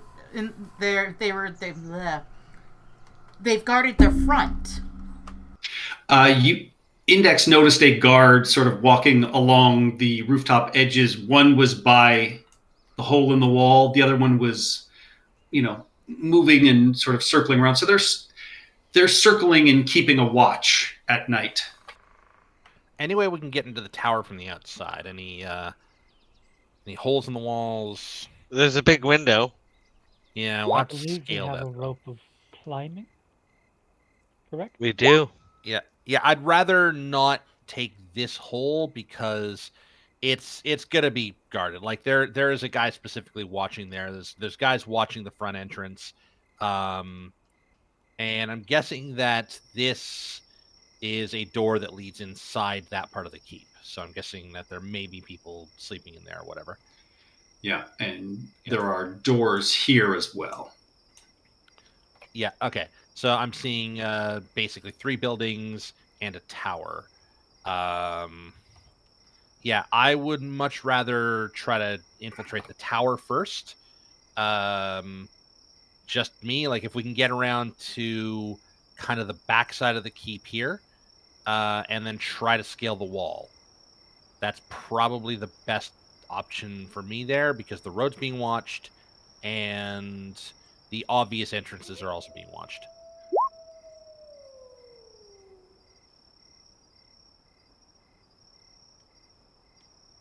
Yeah, I think the tower is the best way in. Yeah, so straight west and clear then down this way. I'm sorry? Are we clear on what buildings are being used for what in any way? Nope, Index did not look inside any of the buildings. Do we want to send it back? We can. So I have a couple of things. Do we still have oil, or did you use all of our oil? I used 1. I have 2 more. Alchemist fire, if you're looking for that. My thought process. And what do you mean our oil? I bought Yeah. the oil for my lamp. Could we realistically have Index fly in invisibly, take my immovable rod, pin a door closed, and then light the building on fire? Most of the walls appear to be stone, so you don't think that would be effective. Like even the interior walls? Alright. Yeah, you can. The Yeah, you roof? can see like in here. The roof? Potentially. I mean, you've seen holes in roofs, so you think there's a chance those could burn, but you don't think it would be a tinderbox kind of situation. Most of this keep is stone. Alright. You could definitely start a fire somewhere, but you don't get the idea that it would spread rapidly. A fire would be a good distraction. It would. So, Patrick, I'm still confused on the description of this green humanoid shape on the tower. It's basically some kind of humanoid that they've propped up on a wooden stand, and something is causing it to glow, but there's a hobgoblin crouched behind it making a moaning noise. So basically they are trying to make it appear as if in the second floor window of this keep is a ghost. But as Index saw, it is fake. It just happens to be blown out of proportion to everything else. Yes. Yeah, or it could be one of the giant skeletons. Oh, yeah, it could be. All right. So I'm okay with lighting a fire as a distraction, but I really do believe we should come to the backside of the keep and either achieve the tower or the top of this roof here. I'm with you on the tower. Yeah. All right. We have the rope of climbing. We should have no issue climbing it. Yep. Yeah, you're all strength-based characters. I am now. Do I have to help you people climb? All right. Give me a group stealth check as you wend your way through the woods and try and circle the tower, please. Group-based stealth check. So Chirp might be 5 able to help with the distraction. He can cast minor illusion and then like mimic the crackling of flames. Okay, people. We're already 2 down. I believe in you. Could I have guidance myself before this check? Why Sure. do I have advantage? Are you wearing a cloak or boots? My cloak of elven kind, right? Why don't you have Are you advantage? shitting me? Is that what you're legitimately doing? You have heavy armor? I thought you were wearing the medium armor. I'm wearing medium armor that gives disadvantage. Okay. It just the system does not count that it's also medium armor, so it just says heavy armor. Yeah. Molly? We believe in you, Molly. You can guidance yourself for this. You can do it. Will guidance myself and then stealth. Roll that d4. Oh, Ah. All right. That is a group success. You are able to all get around to the back of the tower. You can see the walls here are 15 feet high.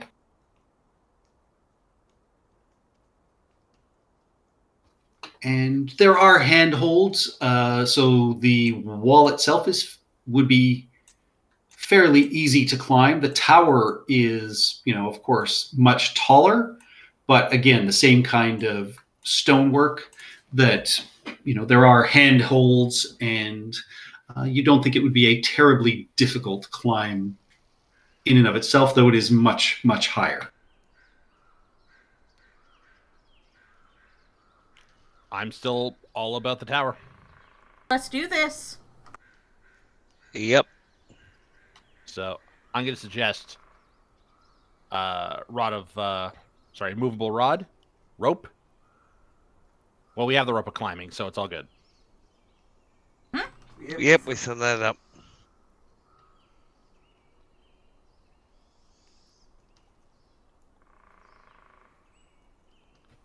Yeah, rope of climbing unfurls.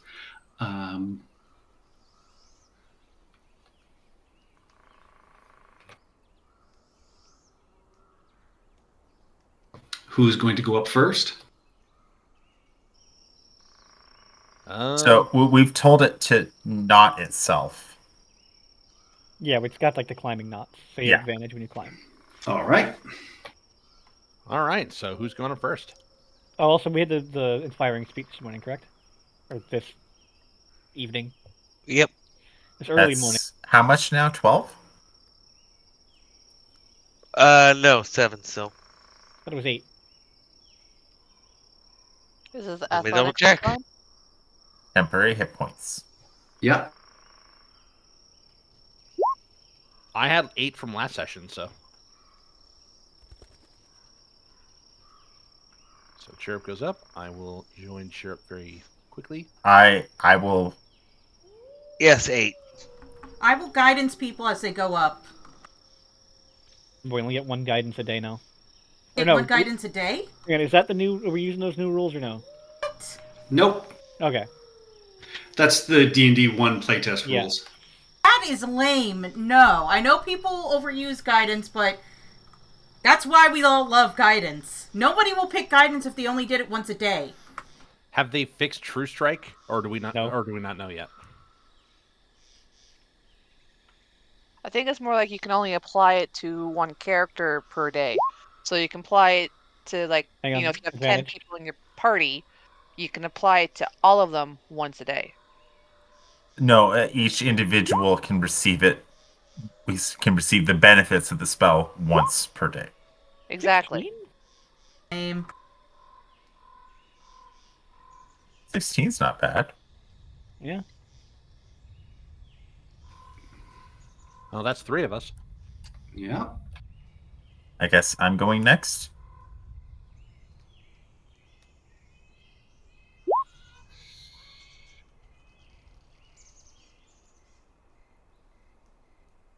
I'm coming in. Guidance myself.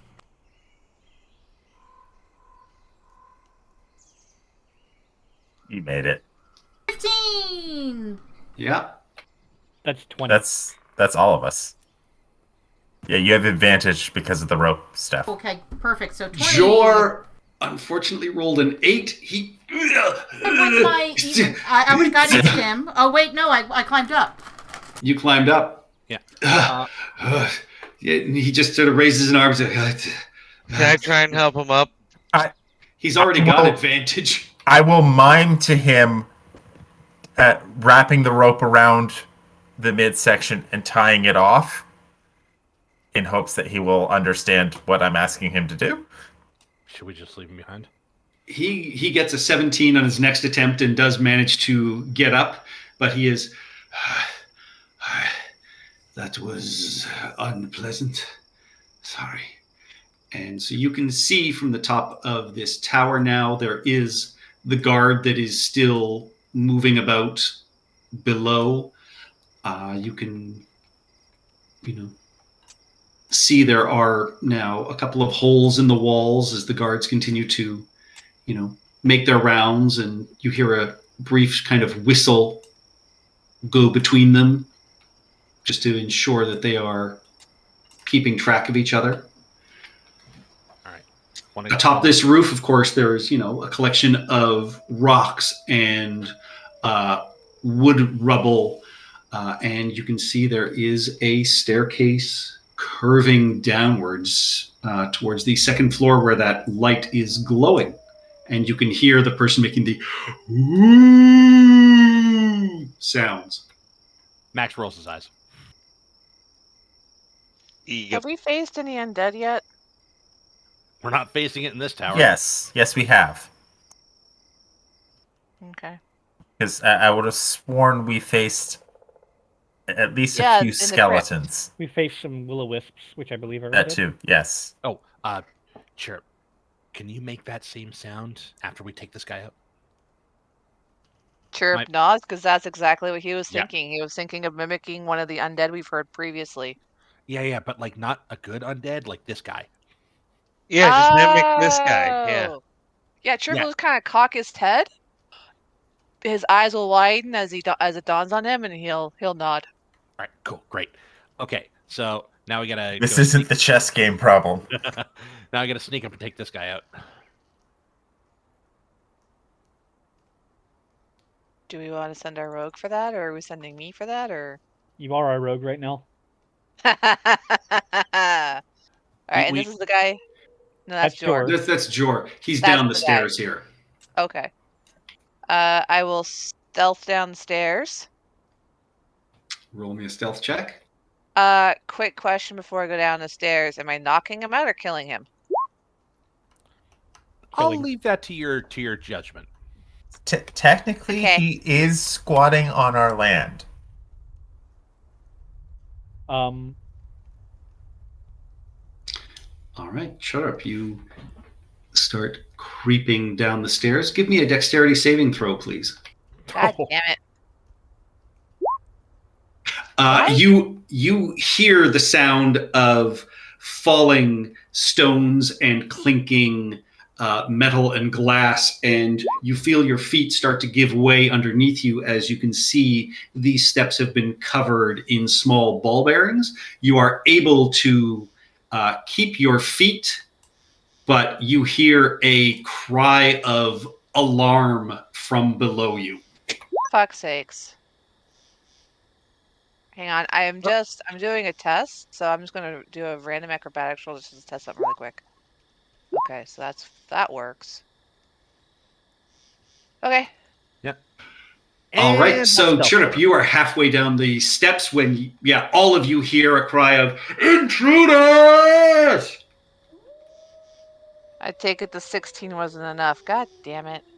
No, it's the fact that you set off the trap. Because I wasn't looking for it. Exactly.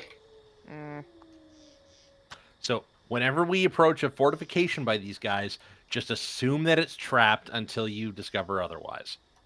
It's Oh. trapped, and they have fail saves. Yes. And there's an esoteric trap too, like a chessboard. Yeah, and like they're communicating with each other very well. Like they're run by hobgoblins. They're smart. All right, I'm guessing it's time for initiative now. It is indeed time for initiative. Stepped away. Do you mind rolling his initiative, please? Will do. I better not roll as well as I did for Nabil.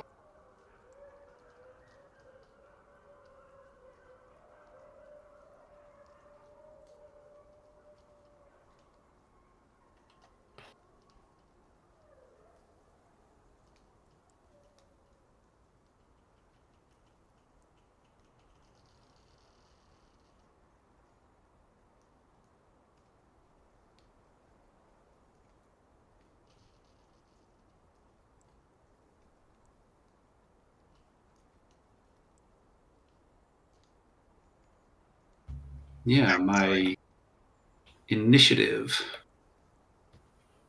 is not.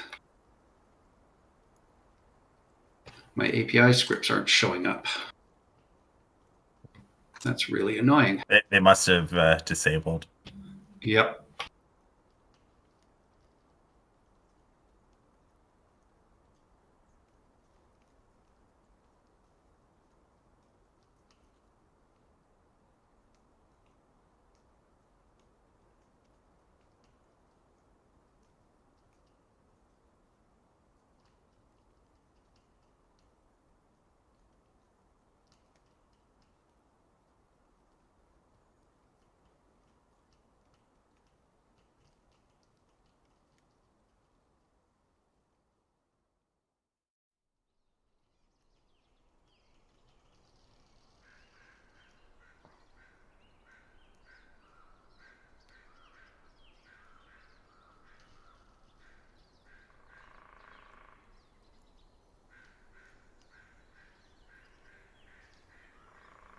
Oh shit. Sorry, everybody. I am getting through these guys as fast as I can. No. No I was saying, oh problem. shit, that my web browser crashed.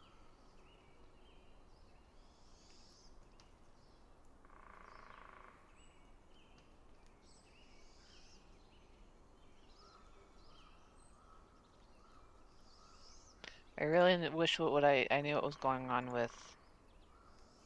Okay, it's not just Chirrup. I've logged into another game and it's happening to my character in another game now too. Something's wrong with the toggle advantage right now. Just Yeah. better not to use it right now. Yeah, I was just more curious. Is it like this specific game or this specific character? And like, nope. It's roll 20, baby. Growing pains. Mm-hmm. It's roll 20 town.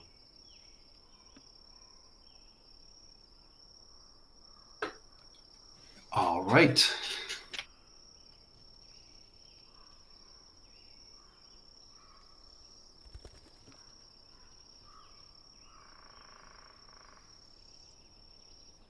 First up to act.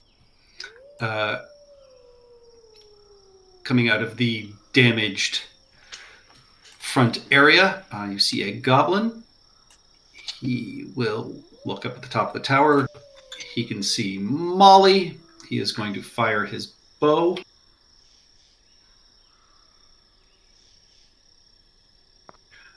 That is an arrow that, as he knocks it and fires, just bounces harmlessly off the crenellation next to you, and then he is going to duck back in there. And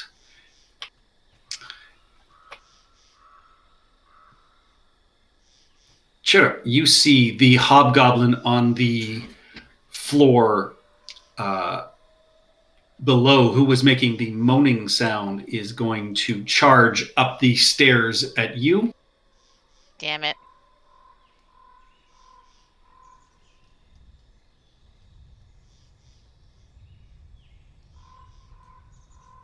All the while still screaming that there are intruders.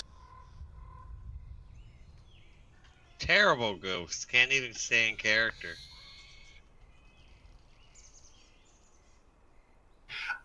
He climbs the stairs and reaches out to grab you. Give me a contested athletics check, please.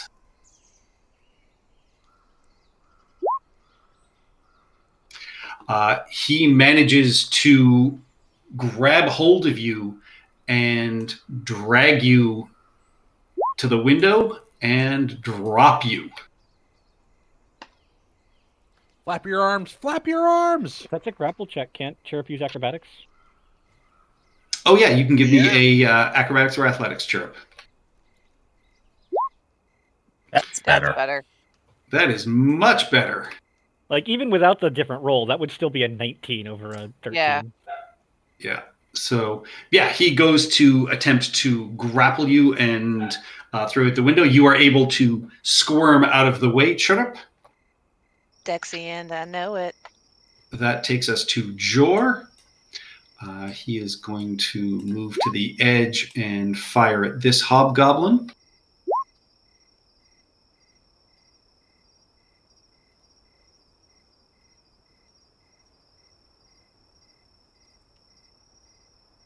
One is a miss, one is a critical hit for 13 piercing damage. Takes us to Julius. You can start to hear the sounds of movement down below. Oh boy. Well, it's a full frontal assault now. Yeah. I don't have haste prepared anymore, which I probably should have re-prepared after we got Max back. Oh, good.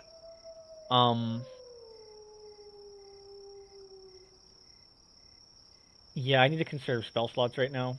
They're not all bunched up enough for a lightning bolt. Have a long rest. Yeah, I We're know. We're in a really defensible position, so Yeah, it makes save it. Yeah. I am going to come over here to where I can see down over the castle walls. This gentleman. Yeah, you can certainly currently see the two hobgoblin scouts who they had torches in hand. They are well lit. Yeah, I'm going to throw a firebolt at that particular gentleman. Right here.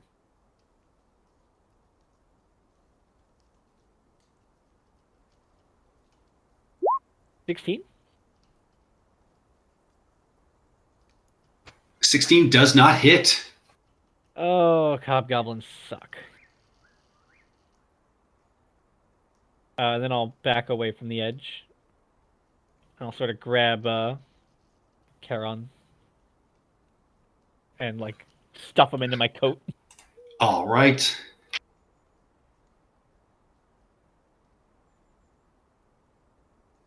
Actually, no, I won't. It's his turn. Yeah, it's about to be his turn. All right.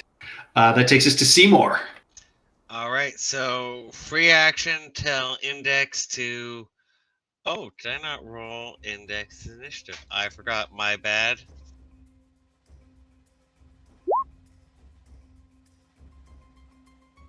There we go. To go scout and let me know where people are in the tower and when they enter the tower and these buildings and such. And then... So where exactly are you sending him? He is going to go. I don't want him coming up against anything on the stairs, so he's gonna actually go turn invisible, go off this direction, and in through the door on the lower section. All right. All the doors are currently closed, so Okay, then. there's a windows. there's a window in the tower. There's a small break in the wall there, and there's a door there. Well, you see a he'll door go through the there? break. He'll go through that small break. This one. All right. But that's not his turn. So if Seymour moves, can I see the hobgoblin if I stand in the square? You'd have to start going down the stairs to be able to see him. Okay, so not the square either, because when I look at where he is on the other map there. Yes, you would have to move. You'd have to move onto the stairs there. I will say to see him as opposed to being anywhere over here. Yeah, screw it. No, I meant this was the position I was checking if I could see him. I know. Okay, so yeah, then never mind. Onto the stairs, and make sure we don't lose Cherub. I'm going to. Hobgoblins are people, right? They're humanoids. All right. Spell save DC 15.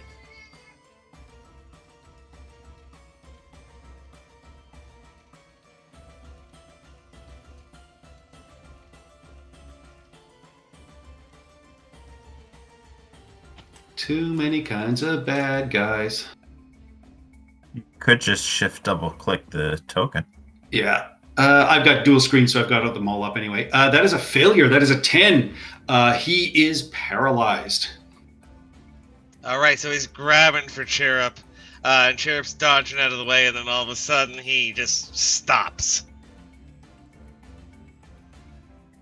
And that was my free action index. That was my action for a whole person, and no, there's no bonus action I want to do right now.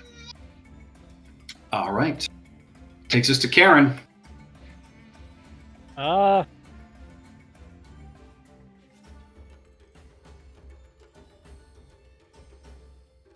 Yeah.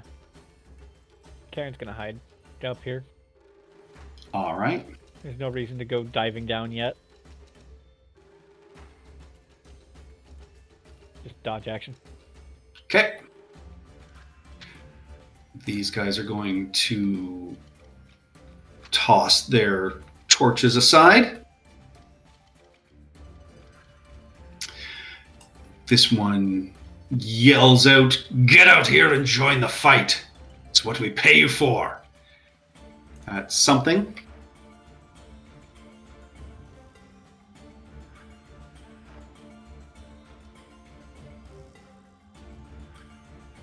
Interesting. And will drop his shield and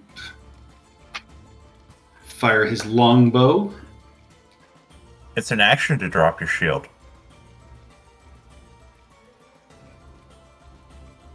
Yep. Yep. All right. So he does that. This guy is going to move around.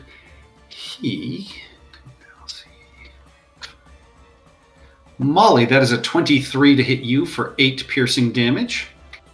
Okay. And second attack is going to be an 18 to hit, which, behind the crenellations, does not hit you. Bounces harmlessly aside. If Haboob was here, this would be the perfect environment for him. Right, a boob with haste here? Oh my god.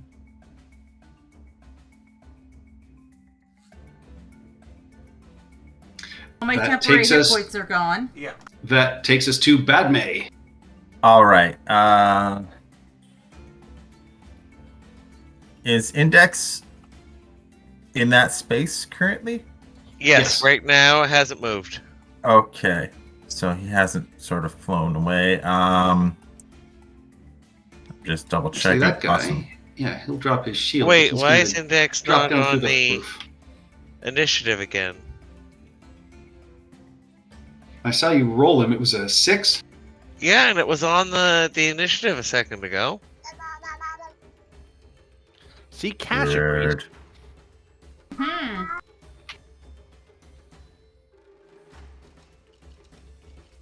So I take it I can still see Mr.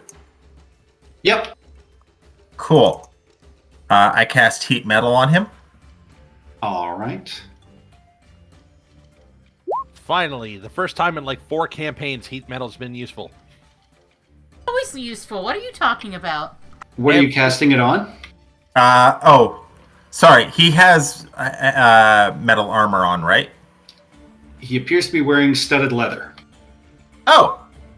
That does change my plan then. I would not cast Heat Metal upon him if he was doing that.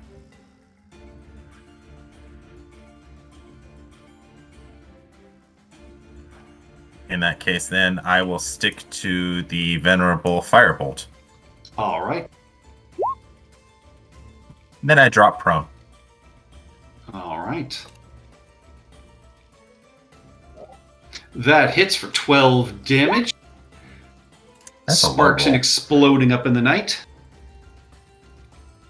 Looks pretty badly hurt. That takes us to Chirrup. So the guy in front of me, he's frozen in place. He is What- currently paralyzed. What kind of armor is he wearing? Leather, I assume. Nope, basic hobgoblin wears something different. Maybe I can Chainmail. get like medium armor, yeah, or even heavy armor. Really? Yeah, heavy armor. A Yeah, pot, he's wearing chainmail. same kind of metal as like, a cast iron pan would. So I'm torn now. If I try and stab him, will I get advantage because he's paralyzed? And an auto crit. Oh yeah. No, paralyzed is different than incapacitated. Oh right. Okay. No, paralyzed is the one that gives you the auto crit. Yeah. Incapacitated just takes away your actions. It's part of being paralyzed. Right, yeah, paralyzed is incapacitated, automatically fails strength and dex. You have advantage, and yeah, any hit is a critical hit. Within 5 feet. Any attack that hits within 5 feet is a critical hit. Yeah.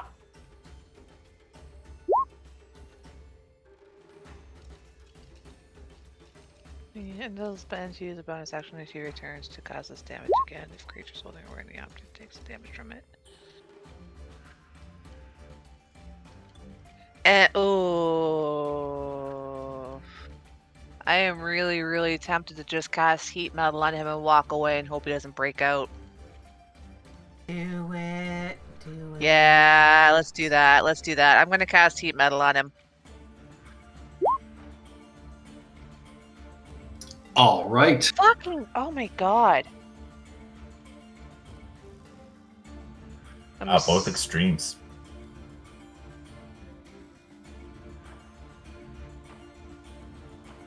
Does it work? Does he fail? Failure doesn't matter. Yeah, he just takes that every round. Oh, whoops. Sorry. Oh, you popped that up.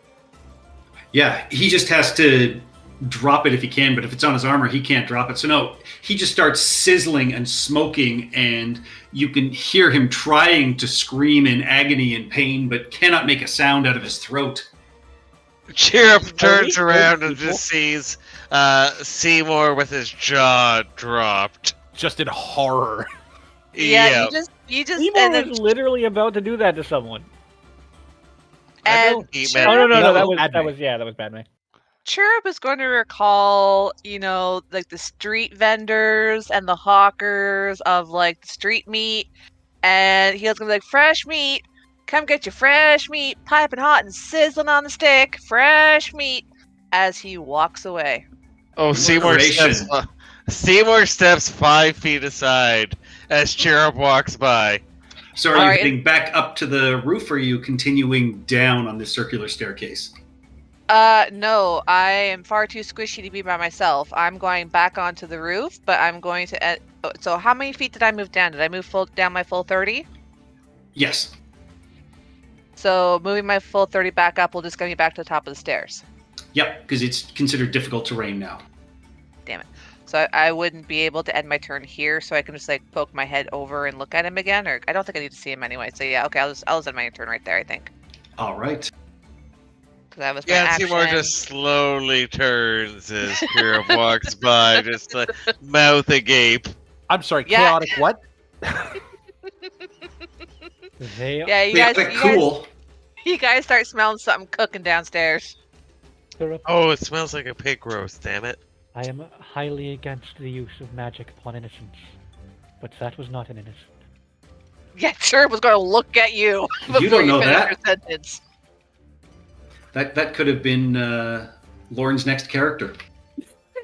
That was Jerry, the janitor. He was just doing the ghost thing as a side gig.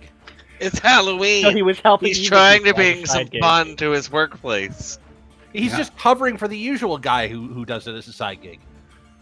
All right, so Index flies down and enters through this sort of broken wall.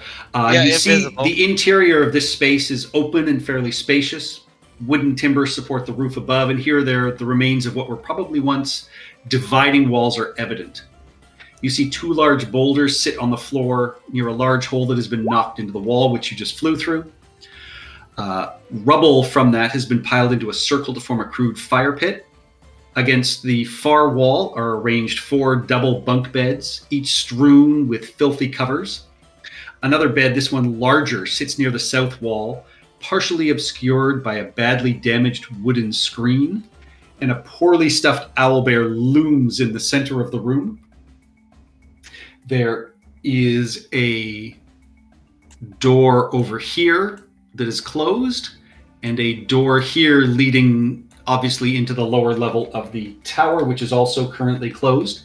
In here, you see a pair of hobgoblins that were clearly waiting and have just come up and grabbed their weaponry, but climbing out of the large bed is a four-legged, very large creature that looks like it could be a centaur if it was crossed with some sort of lizard or dragon, and it picks up this massive javelin as it starts striding across the room itself.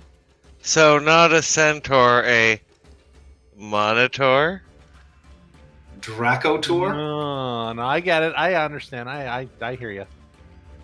All right. So, Index isn't going to attack. You said the poorly stuffed owlbear's in the center of the room? Yes.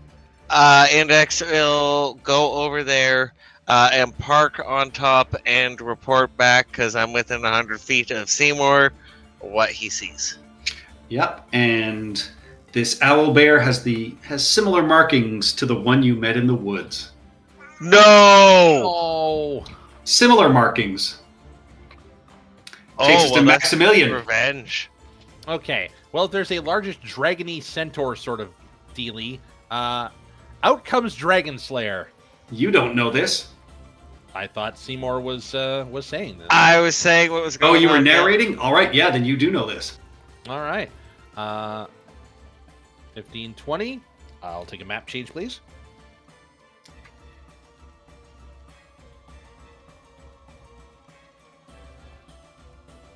You see Oh. and smell a burning hobgoblin whose eyes plead at you for death as you approach. And these stairs are difficult terrain, so that is nearly all of your movement to reach where you are. I look up at where Sheriff is, and I look back and I go, yeah, all right. And I will give him the old 1-2. Well, the first one hits and is more than enough to put him out of his misery. No, Ignore let him this one. Chirp is very upset that you destroyed his work. Chirp didn't see it. Seymour does, and just jaw drops lower. Well, It's Chirp will just- hear it. Chirp will feel his concentration drop. Yep. And the shock of Seymour. Which is still there. Yeah, all right, so... Wait, no, actually, you're heating the metal, not the man. Yeah, no, it still continues to cook. So the stairs continue down for what appears to be another 15 feet or so, Okay. and into what is a dark space below you. All right. Well, I've already used an action. I don't have any good bonus actions. We did have a long rest, yes? Yes. So there's that. I don't think I can cast a spell or anything. No, because you've taken the attack action. And that's all my movement to get to there, right? Yes. All right. Yeah, I guess I'm just gonna hug the wall and wait for it to happen, because these guys are coming up the stairs. All right. Molly. So you can see currently this hobgoblin along the roof. You can hear the sound of movement and motioning happening. You know a goblin popped out over there and fired an arrow at you. And one of the other hobgoblins ducked down inside this building. Sacred Flame, the one on the roof that I can see.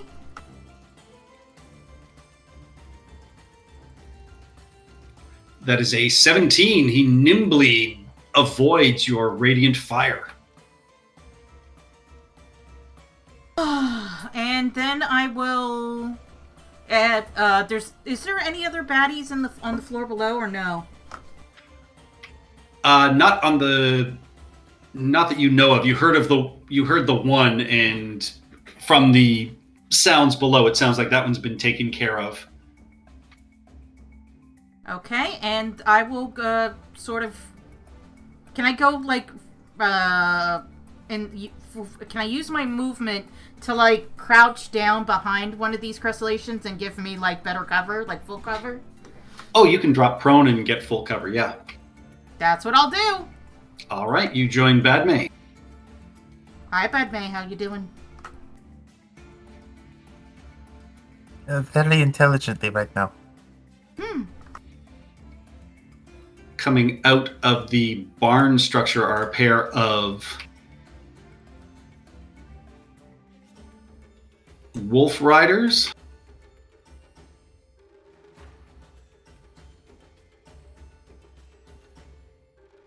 This guy will get to there. Seeing that you are on the tower, they will actually... Yeah, they're going to stick with that. That is the wolves. All right.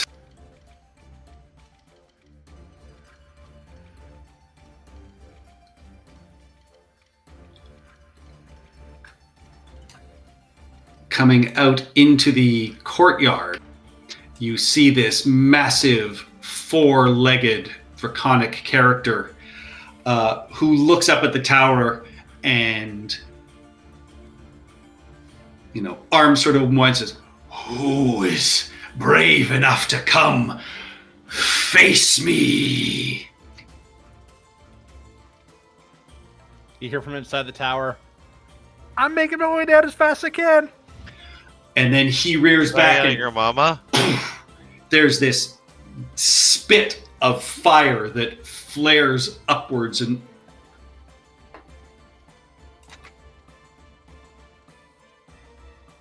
Did he just hawk a flaming loogie? he absolutely did. Duck. That's quite large. Oh boy. Moving a lot, though. That's because he's resizing it. Yeah. So I need Of Molly, course. Julius, and Badmate to give me dexterity saving throws, please. And You because guys- we're prone, it's with disadvantage. No. No. Is it? No. I'm gonna cast. You can stop, drop, and roll. I'm gonna cast Absorb Elements. All right.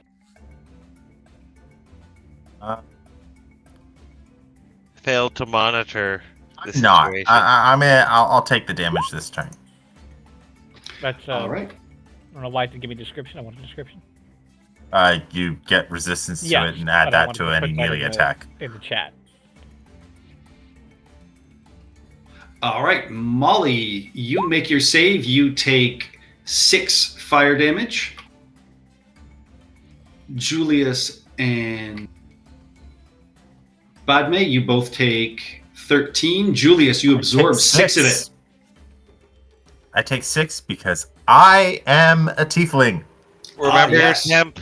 Remember temp hit points if Oh, you right, haven't yes. used them. All right, so Julius, you absorb 6 of the fire damage, taking 7. Badme and Molly, you both take 6 fire damage. I just have resistance to it. The 6 is if I smack something in the next turn. Yeah. Oh, right.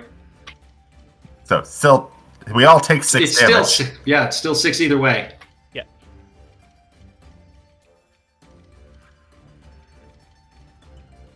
All right.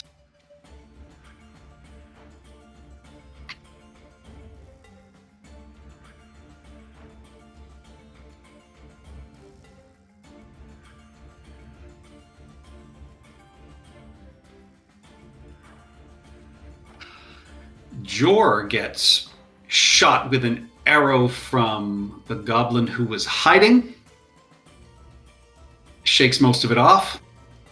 Better. Get away from the edges. Yeah, like Doc, why aren't you ducking? I thought I was behind cover. I'm Ah! big.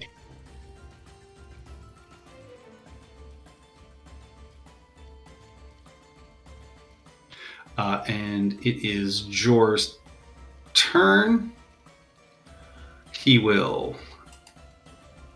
Actually, he'll go after the big guy.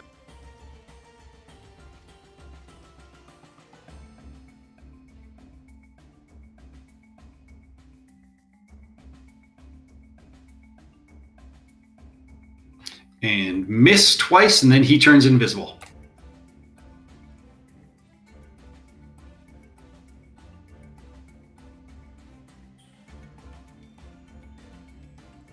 Julius. Boy, You have many targets. I do. None of them are in a convenient line, though. It'd be really great if I could drop a fireball, like, right here and hit all these things. But somebody replace the fireball slot in my spell list with lightning bolt. What a prick. Because it's more in character or something. Yeah, you should find that guy and give him a good solid talking to. Whenever I do that, people call me crazy. You should never criticize my barbarian again. This gentleman.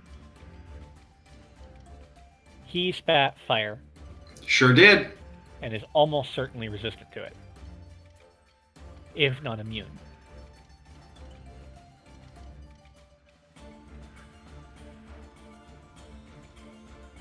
Is there any kind of cover that could go over these stairs? Anything like a hatch or anything like that? These stairs? No, it's far too large an open space.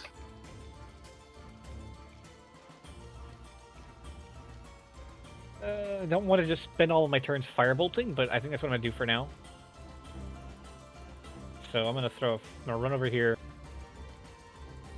I'm going to throw a firebolt at this goblin. Or can I see him over the roofs? These guys, yes. Yes, this goblin.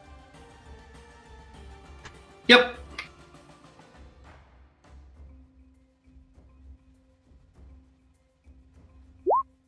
Ugh, 12.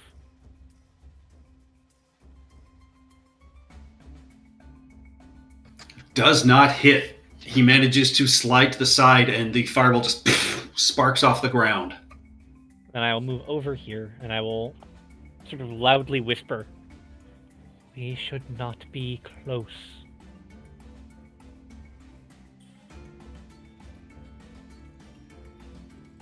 Will be it from Julius. All right. Seymour. Okay, so before I go down to help Max, I will tell the party up here, and Max should also be able to hear it, that 4 identical bugbears just entered the room with Index.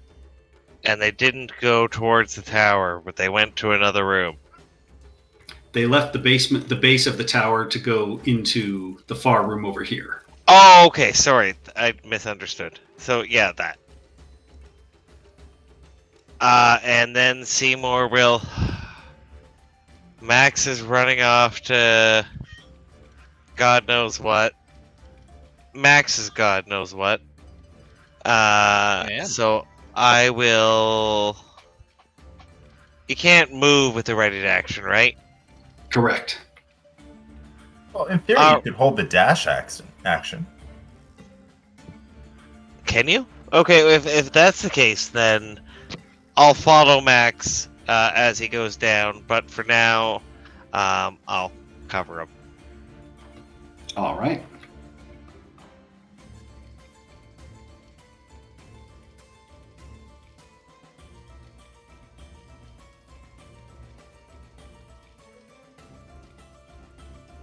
And done, sorry.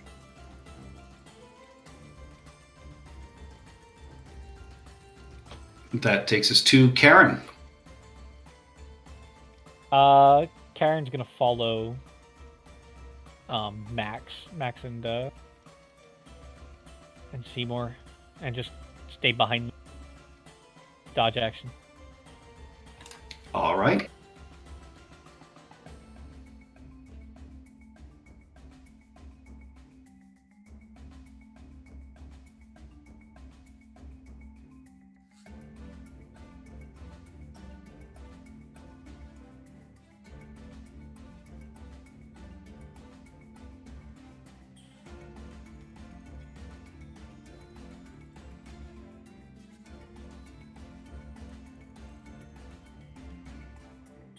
you hear the sound of movement below you, Maximilian, and you hear a couple of voices saying, "Come on down and fight, you sneaky buggers." Don't listen to the Max. I put Takes my us hand on the to- shoulder. Badme. All right. I will stand up. All right, as you do so, arrows fly towards you. That is a 12, which is going to miss. That is a 10, which is going to miss. I instinctively flinch and duck and hide Oh, behind the that is crenellations. another 12 that misses. The last two.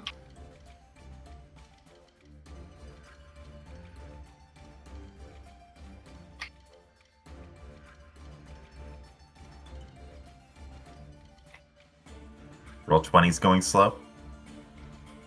No, I'm just too sad to even say those numbers.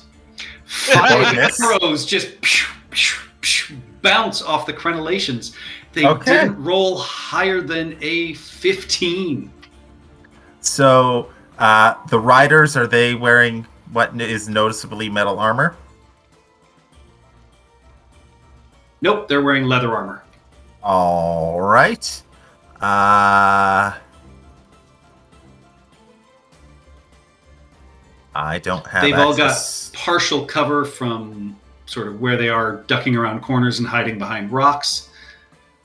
But yeah, they all missed. Very cinematic, though.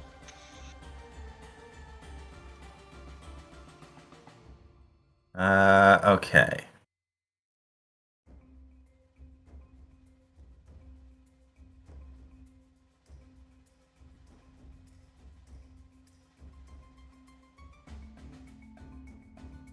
Here we go.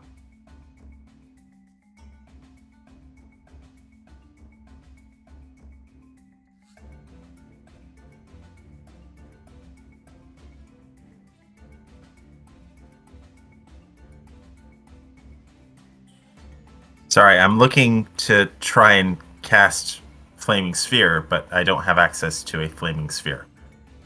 Oh, that's weird. I only have Thought I Fairy had that in Fire there. as a spell token. Why was the Sphere movie so bad? Yeah, I don't have any I control heard, over I heard that. It was terrible. Love the book. You do now. Anyway, yeah, I'm gonna spawn it here. So, boop. I think that's within range. I have like 60 feet. Yeah, 45 feet. That's within range. And then, as a test, we're going to bonus action ram it into this guy. Pow. So it'll stop, I guess, there. Or does it actually occupy its space? I wonder. I don't think so. I've always no. interpreted it as it's next to it. Anyway,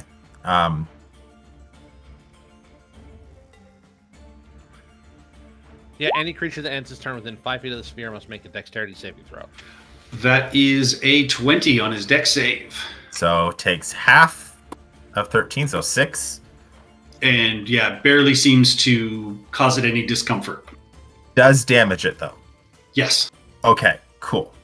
So I have 15 feet of movement. Now,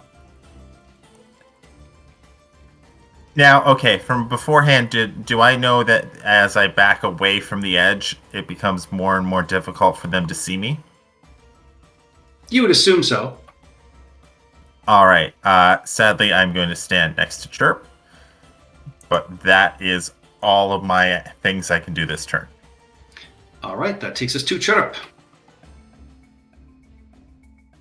How far up are we from the rooftop here, and how sturdy is it? You are about 20 feet up from that rooftop from where you are now. It appears fairly sturdy. You don't see any holes in it as you do some of the other roofs. But, I don't know, it's nighttime and this keep is pretty old. Okay, that's not gonna work because I was going to jump over the edge and feather fall down, but get myself into this little nook and cranny and just duck and weave back and forth. But that's not gonna work. So how far down is that guy from us? More than 60 feet, I assume. The tower itself is about 30 feet tall, so in terms of total movement, yes, but I mean, you know, from the edge of the tower, he's certainly within 60 feet of you. You could Perfect. easily leap off the tower, feather fall down to here if you wanted. But like that's the thing. It's like to get just to the edge of this tower is 30 feet. Yes, but I mean, you know. Oh, you know I what? would, I, would, okay. I would say like you just be getting to the edge and just like leaning forward and falling off. Okay, so a little bit of a retcon to my original plan then. So I was going to shatter him, since there's no point being stealthy anymore. Instead, I will fire my crossbow at him. What is with all these damn it ones on the damage? It absolutely strikes into him, just. But yeah, he just pays it no mind. And then I'll Badoop down and cast my Featherfall as my reaction. Just float gently to the bottom, and that Okay. will be my turn. Are you staying on the top of the wall? Are you heading to the ground? Oh, I'm aiming for like the ground here. All right, yeah, easily enough. You float Yeah, so down. people have to move to get to me. Hopefully. That takes us fingers to crossed. that takes us to Index. You are in this room. And this wall has been melted by Lizard Face, right? No, he went through. Oh the door. no, that was up here. Sorry. So okay. So he was. Where was the owl bear statue? It's just Oh, in the there. center of Now the I room can here. see. Yeah, I'll take the roof off just so you can see. Yeah, so I couldn't see. So I will. Index will stay near the ceiling, and follow those 4 identical ones, and not get stuck in any doors, and just stay in an unobtrusive place to see what the fuck they're doing. They appear to be collecting papers and maps and just rolling them up atop of this table, and you Does see the them. door- does the door to the room have a lock? The door is currently open. Yes, but does it have a lock? No. Oh, boo. That's not gonna work. Yeah, so then Seymour, our Index will report that to Seymour, and Seymour will shout it up to the party and tell Max. And otherwise, I think he's best where he is. This is giving us good info, so he will stay at the ceiling above the owlbear statue. All right, and as you yell that out, Index sees the 4 hobgoblins sort of turn their head and look towards the tower as they hear that shouting. How can they hear that? They have a really good passive perception. Motherfuckers, that's not allowed. And you're shouting, you're only a floor above them, and the doors are all open. It's all stone. But yeah, okay, fair enough.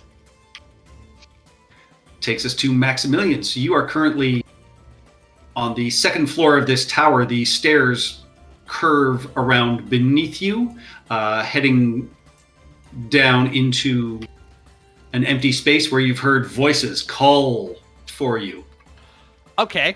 I told you not to. Yeah, I know. I know you told me not to. So I go, okay. I grab the glowing skeleton in front of me, and I shove it down the stairs. All right. I want to see if I trigger any held actions. You do as it tumbles down the stairs. You see one of them swing with a heavy sword, just, and the skeleton kind of explodes, and you hear the other one behind him laughing. All right. I then follow. All Yeah, right. that's inspiration for Max. That was good.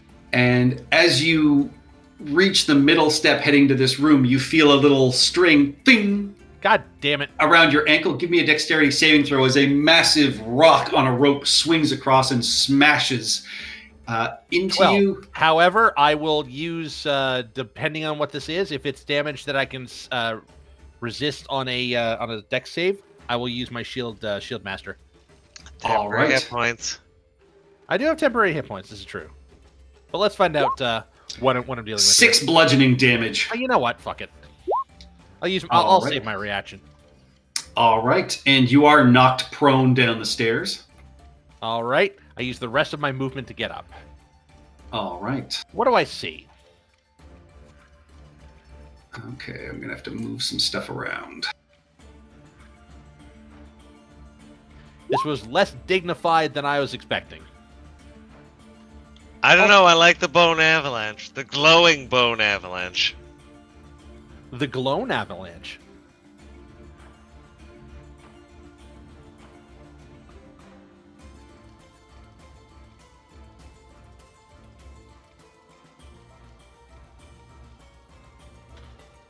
Jor here too? Yeah.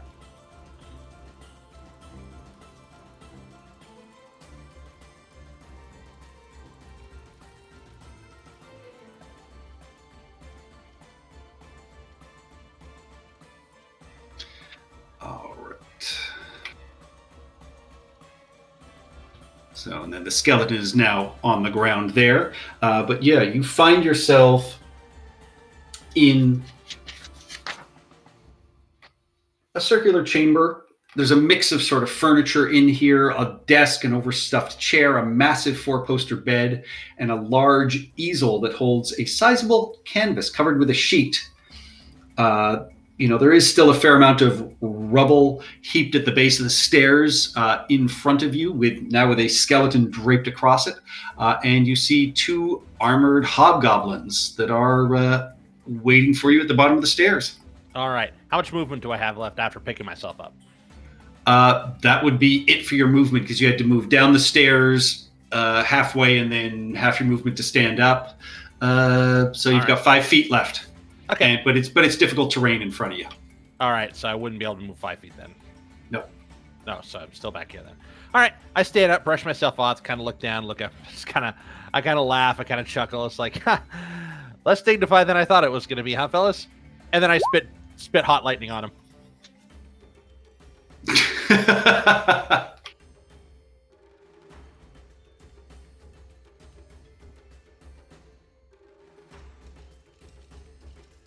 That is a 13 and a 7. So the front one succeeds as he ducks out of the way, but the guy behind him just takes all of it as you catch them with your lightning cone. So is it half damage on a save or no damage? It is half damage. Okay.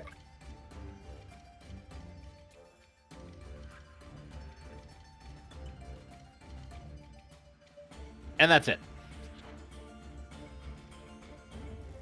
All right.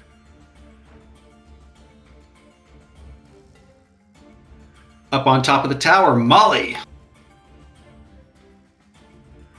All right, so I'm going to perk my head up, and I'm going to cast Hold Person on the big guy. All right.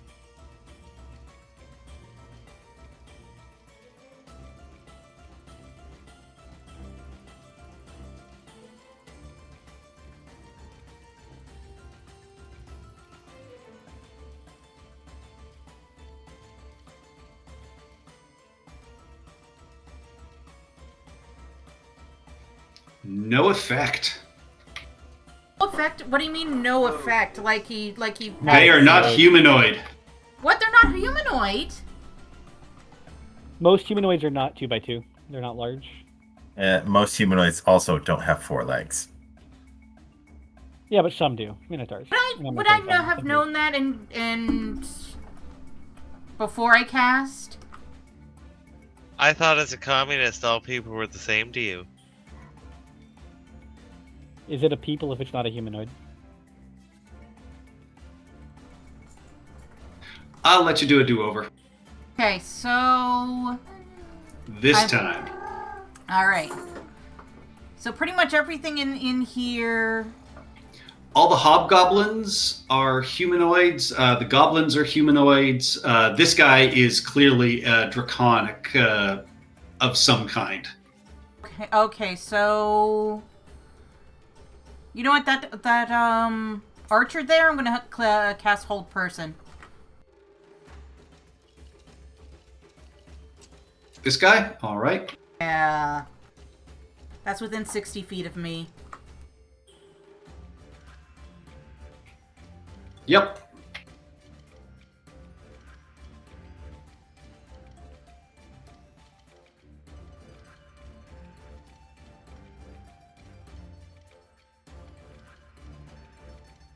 That is a 16. They succeed. All right, and I'll go back down. That's the end of my turn. All right. Oh, sorry. My action was to follow Max when he went down, so I'll be behind him. Okay.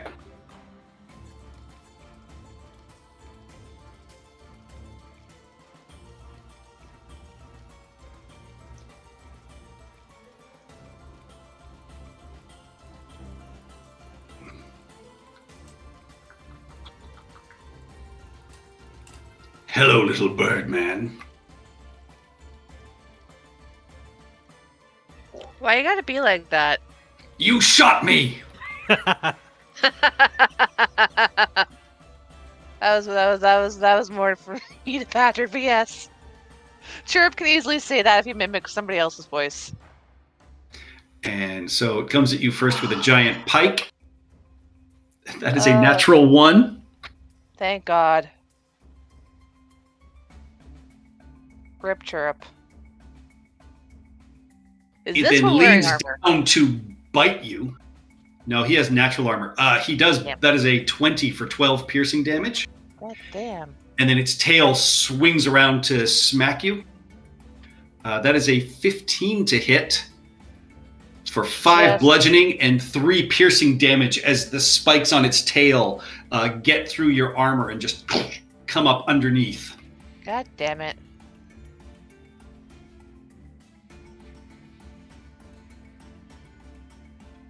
Okay. Oh, wait, nope, too late. All right. Jor reappears and raises his arrow to fire there. This goblin in the corner is going to fire at him. As his held action goes off. That hits for another 3 piercing damage.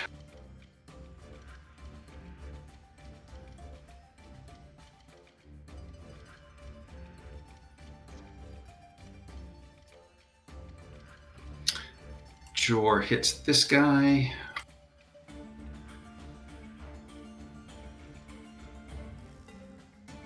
All right.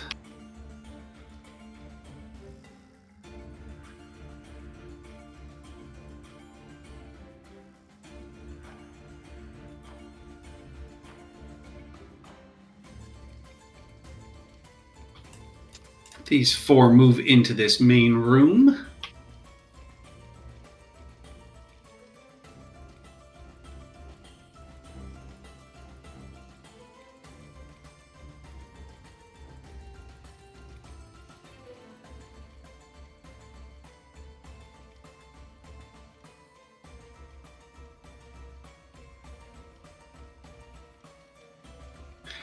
And you see him start wheeling this kind of crystal in and amongst and around his hand, and a fire explosion rips through the room. I need Index to give me a dexterity saving throw, please. Immune to fire? It's fire. It's immune to fire.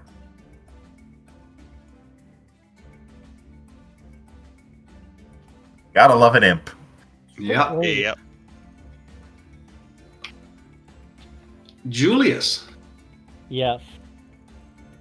Is this my turn or is this This is your turn. The way you keep saying my name when it's my turn makes it feel like you're about to ask me to make a save. Julius. I have a plan. I'm gonna look over the edge. I saw the Draconic Minotaur or Centaur run down towards where I saw Chirrup jump off, correct? Yes. So I am aware that it's attacking Chirrup, and I'm going to cast Nether's Mischief. I'm gonna look over the edge and drop it right where it gives the token. All right. No, I don't want to look at the token. I want to drop the token. There. Okay.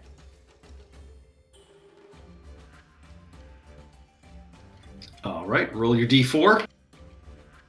Wish me luck.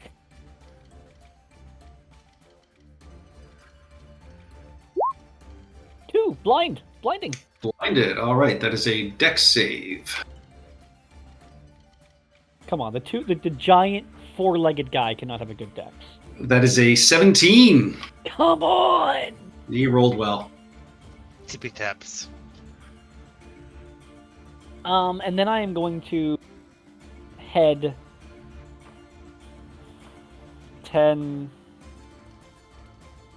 15. Is this high enough up that I could just jump down here?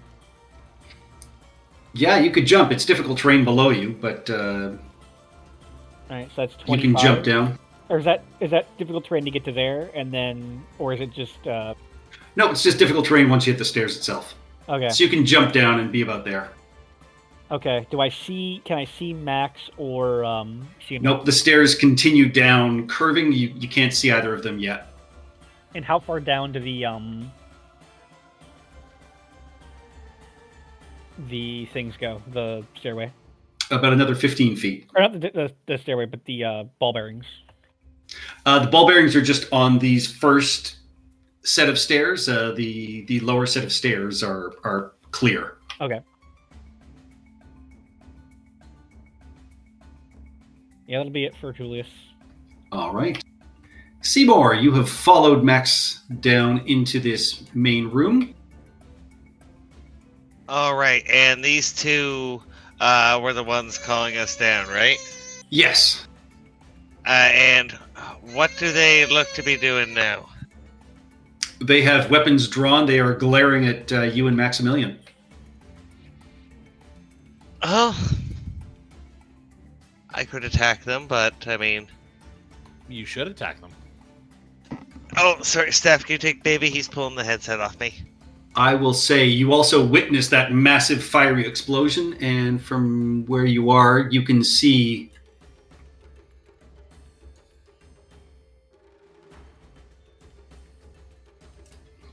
the 4 bugbears. All right. Okay, so at the end of this, tell me if it's persuasion or intimidation. Sorry, guys. You gotta do the Seymour.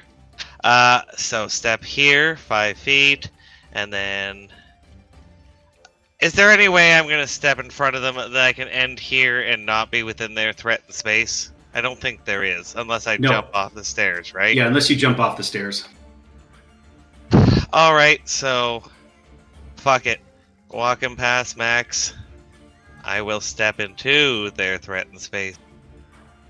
My friends, you've been misled. We are here to protect this land. If you help us, if you work with us, and I'll point over their shoulder towards their boss, you help us take out your dastardly boss. Well, that's the easy way. And you'll... Big sigh. There's also a hard way. And he points to the glittering paladin on the stairs looking ready to chop their heads off. Alright, roll me an intimidation check. Yeah, it's my lesser skill, but I think this is what Seymour's trying to go for. You're still a charisma character, so it should be decent. +3. 17's not bad. No, All it's right. decent. You see a pair of confused faces in front of you.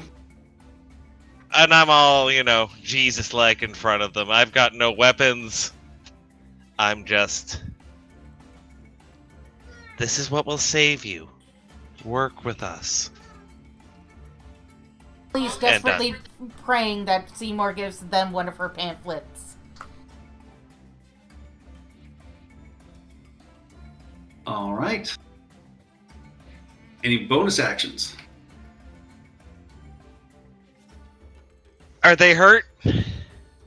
They're mildly hurt. They both got blasted with lightning. Yeah, no, I'm not going to do that. That Do worked not on a do it. boar. No, I'm not going to do it again. No, I've got no bonus action. Oh! Bonus action. I pat them on the shoulders and say, "Come, friends." All right.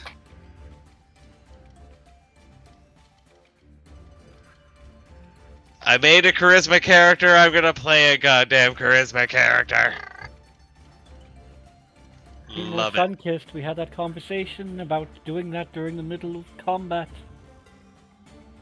Quiet grape escape. You see this guy run into the center of the room. He sees Seymour and will fire 2 arrows. That is a 22 to hit for 11 piercing. All And right. a natural 1, which misses. Takes us to Karen. Gonna continue flying down towards Max and Seymour. I don't know how much movement it has, but help action Sure. on this one. And then fly back towards the top of the stairs.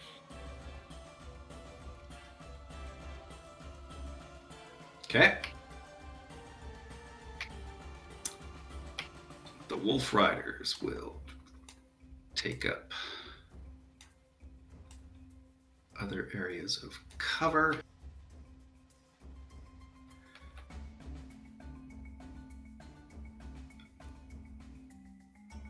What language were you speaking to the hobgoblins?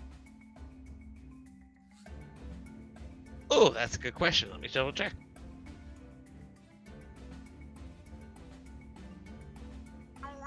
Go into my languages.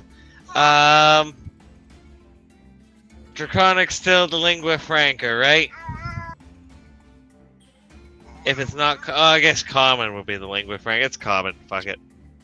All right. And one of them will turn to you in common and just say, "You think you guard this land?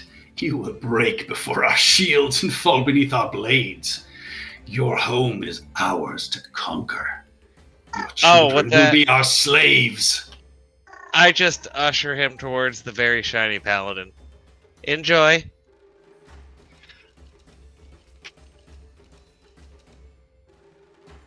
That is a 22 to hit for 3 slashing damage.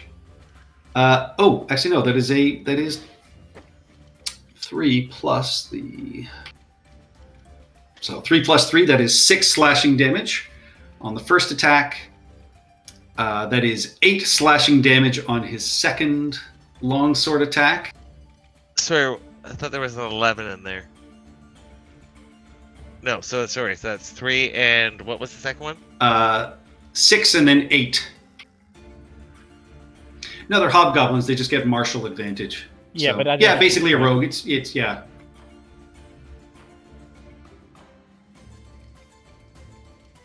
Ooh, why did it make it 0?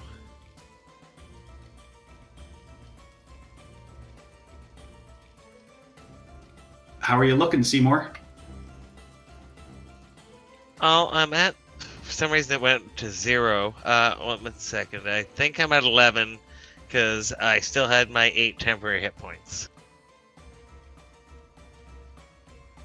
After the scout shot you with an arrow? Because it was... This guy shot you for 11.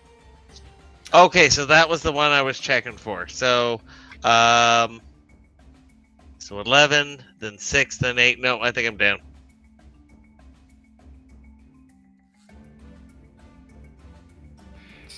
And this guy will turn to you, Max, and say, "Are all your allies this foolish?" Just Seymour. Generally speaking, no. That takes us to Badme up on the roof. Right. Boy, that's an interesting conundrum there. Yeah, she'll. So I assume from here I can't see anything going on in the courtyard, really. Not from where you are. No, you'd have to get close to the crenellations. Okay. I guess here's good enough. All right. I think. I'm asking if you know. 'Cause I think Oh yeah, that's that would right about give you. here. Yeah, that would give you a general view of the courtyard, so you could see this guy, and that guy, because they all actually fire arrows at you. But Oh boy. the likelihood of them hitting you, because you still have partial cover. Yeah, and I do have a decent AC. Yeah, 10, 18, 7. So 3 arrows. 18 hits. You have partial cover, so it's a 20. Oh, okay, good. Yes. Bonus action.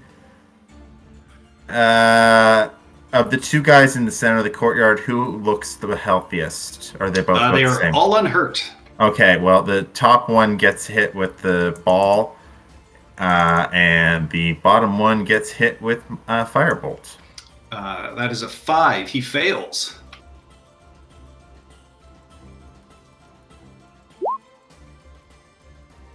Ooh, this guy goes up in a quick ball of fire. That is some good damage.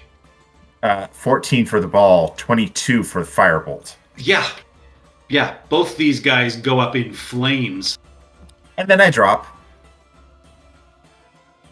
All right, that takes us to Churup. You are tucked in the corner against this massive Dracotor that is being sprayed with flowers. All right, we're gonna try and push him back.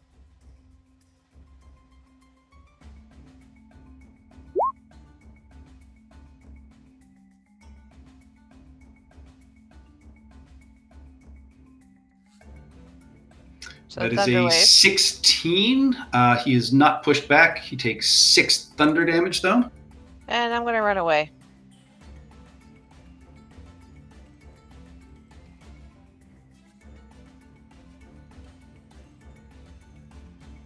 All right, he will take an attack of opportunity.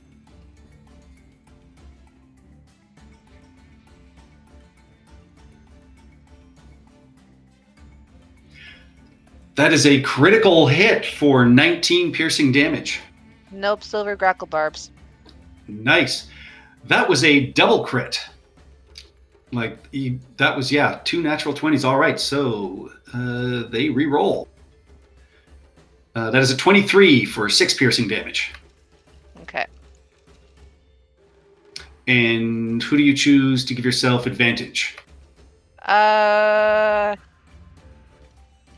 It can be you. That's fair. That's not fairy fire, right? Correct. That is the Okay. Nathair's Mischief. I will give myself advantage then. Okay. And then that's it for me. Index.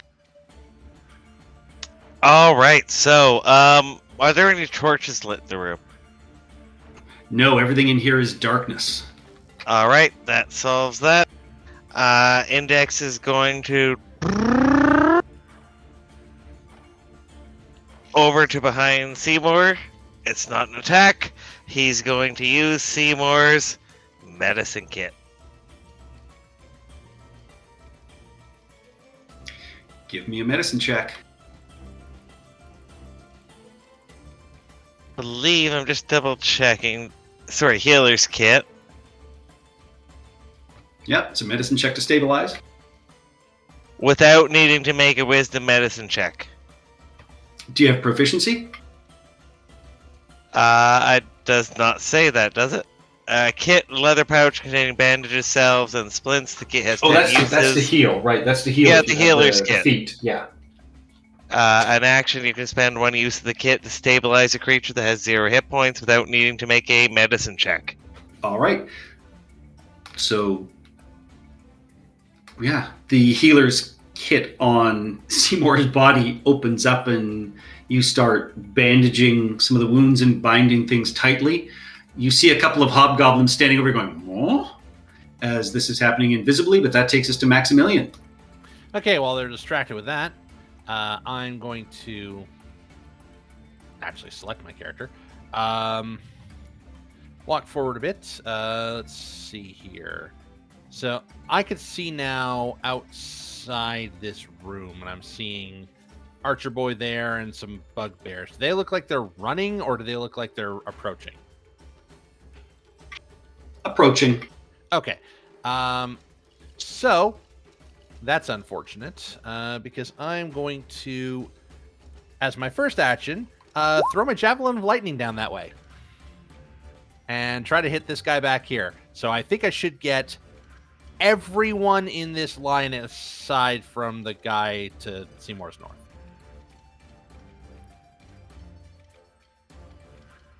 All right. I'm not sure if I get that. This guy's behind a wall. Yeah. Yeah. I'm not going to get that archer, but the archer in the room. That's the bugbear that you see 4 of. 4 Wormlord Koths? Yep. And you recognize the spell as these images are flitting and moving around him. Oh, okay. That's actually a different scenario then. All okay. right. I'm still going to try to shoot through the Hobgoblin, this archer, and Wormlord Koth. I just know now that somewhere in there is Wormlord Koth, and I might hit a duplicate. Yep. All right, cool. So that's what I'm doing.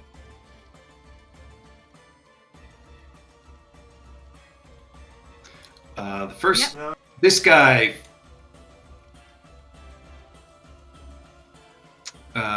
rolls an 11. That is a failure. That's unfortunate. So he eats 12 lightning. Okay.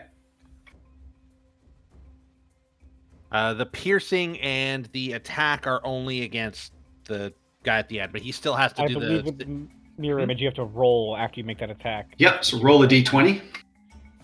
Okay. Yeah. And then the mirror images have their own separate AC. Yeah. I think that hits the actual target. No, it's really high when there's still 3. I thought Yeah, it it's was like- low. Either really high or really low. If you have 3 duplicates, you must roll a 6 or higher to change the attack's target to a duplicate. Okay. Oh, yeah, you yeah. roll, So- yeah, the DM roll. So a duplicate disappears. All right. Cool. But he's still in the area of the lightning bolt.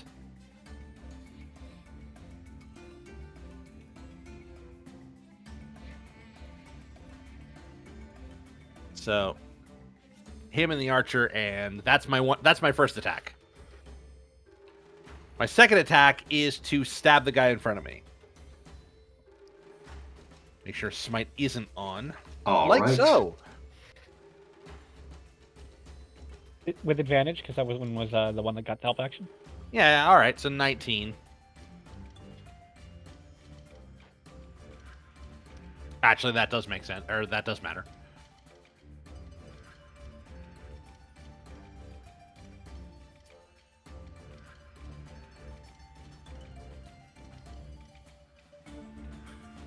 So that was a Javelin of Lightning that hopefully hit all those guys. Stab him against that guy, and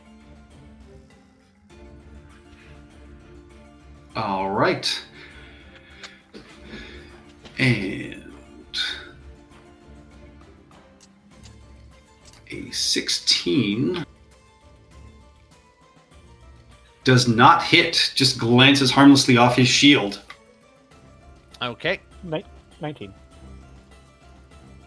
19. 'cause- Oh, right, yeah, because you went after the first guys. Yes, 19 does hit. Yeah. And so that is 7 slashing damage. So that plus the 12 lightning plus. Yeah, he is looking really badly hurt. Okay. This guy is barely standing. Hard to say what happened there. There was an explosion of lightning, but the duplicates all still look, similar in Hale and Hardy, but one of them has now exploded. All right. And then just for funsies, I'm going to push this guy back. 9. Or does the athletics also count? For No. the help action. No, you've already used the help action up. All right. Yeah, that is a 15 on their strength. They do not budge. All right. Might have rolled a 1. All right, that's it. Molly. Okay, Seymour needs me. If I were to walk, How do you know Seymour is down? He is 2 floors below you. because I have heard the hobgoblin go, is everyone this stupid? Oh, he didn't yell that. He just sort of asked that of Maximilian. We have stopped Primordial receiving friendship. updates from him, though. Primordial friendship, I just know. To be fair, we have not received any updates about what's going on around the area from him in at least a round. You know how much of a chatterbox he is. That's true. Yeah, you've heard his voice stop, so you assume something's probably gone wrong. But yeah, he is 2 floors below you. Alright, so it's going to take 5, 10, 15, 20. So if I go here, I won't see anything. I'll just double move. All right. Yeah, you head to the stairs. That is difficult terrain. So 20. All of your movement I'll will yeah. get you down next to Julius on the 2nd floor. If I double move? Yes, because those stairs are difficult terrain because they're covered in debris and ball bearings. Can I see Seymour at all, even through like a Not yet. crack? Nope. All right, I'm saying, hey Julius, how are you? Seymour, there's something wrong with Seymour, right? I might know because my familiar's down there. You presumably would have heard him fall. He has fallen. I believe knew he- it! I believe he was doing something stupid. He always does. The end of my turn, I can't do much else. Oh no, Stalin right. and the Grape Escape are mad at me. Look, we did talk about it like literally last session. And we decided that everybody deserves a second chance, Julius. These are literal cultists. They're literally zealot fanatics. And We they're sent squatting cultists on our land. We've sent cultists home safely before. Have we? Max did? Yeah, that guy was kind of on the fence, though.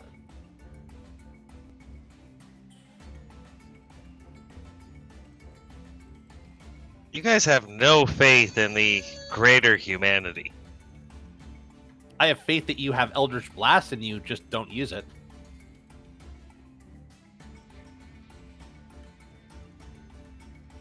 Well, next time I'll let you be pig poop. Oh? Thunder pig poop. No. All right. The Dracotor chases after Chirrup. Does he not have to do a second mischief check? My turn. Oh.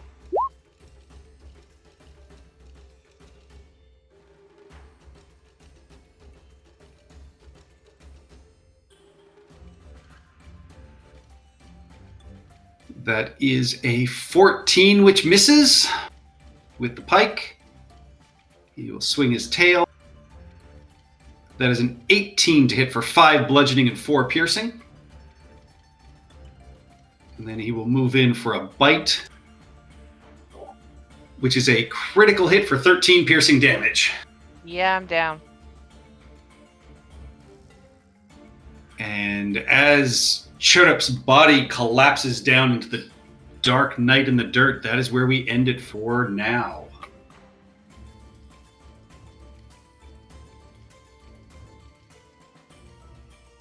Bastards. Alright, and with that, I will end the stream. Thank you all for watching. Bye-bye!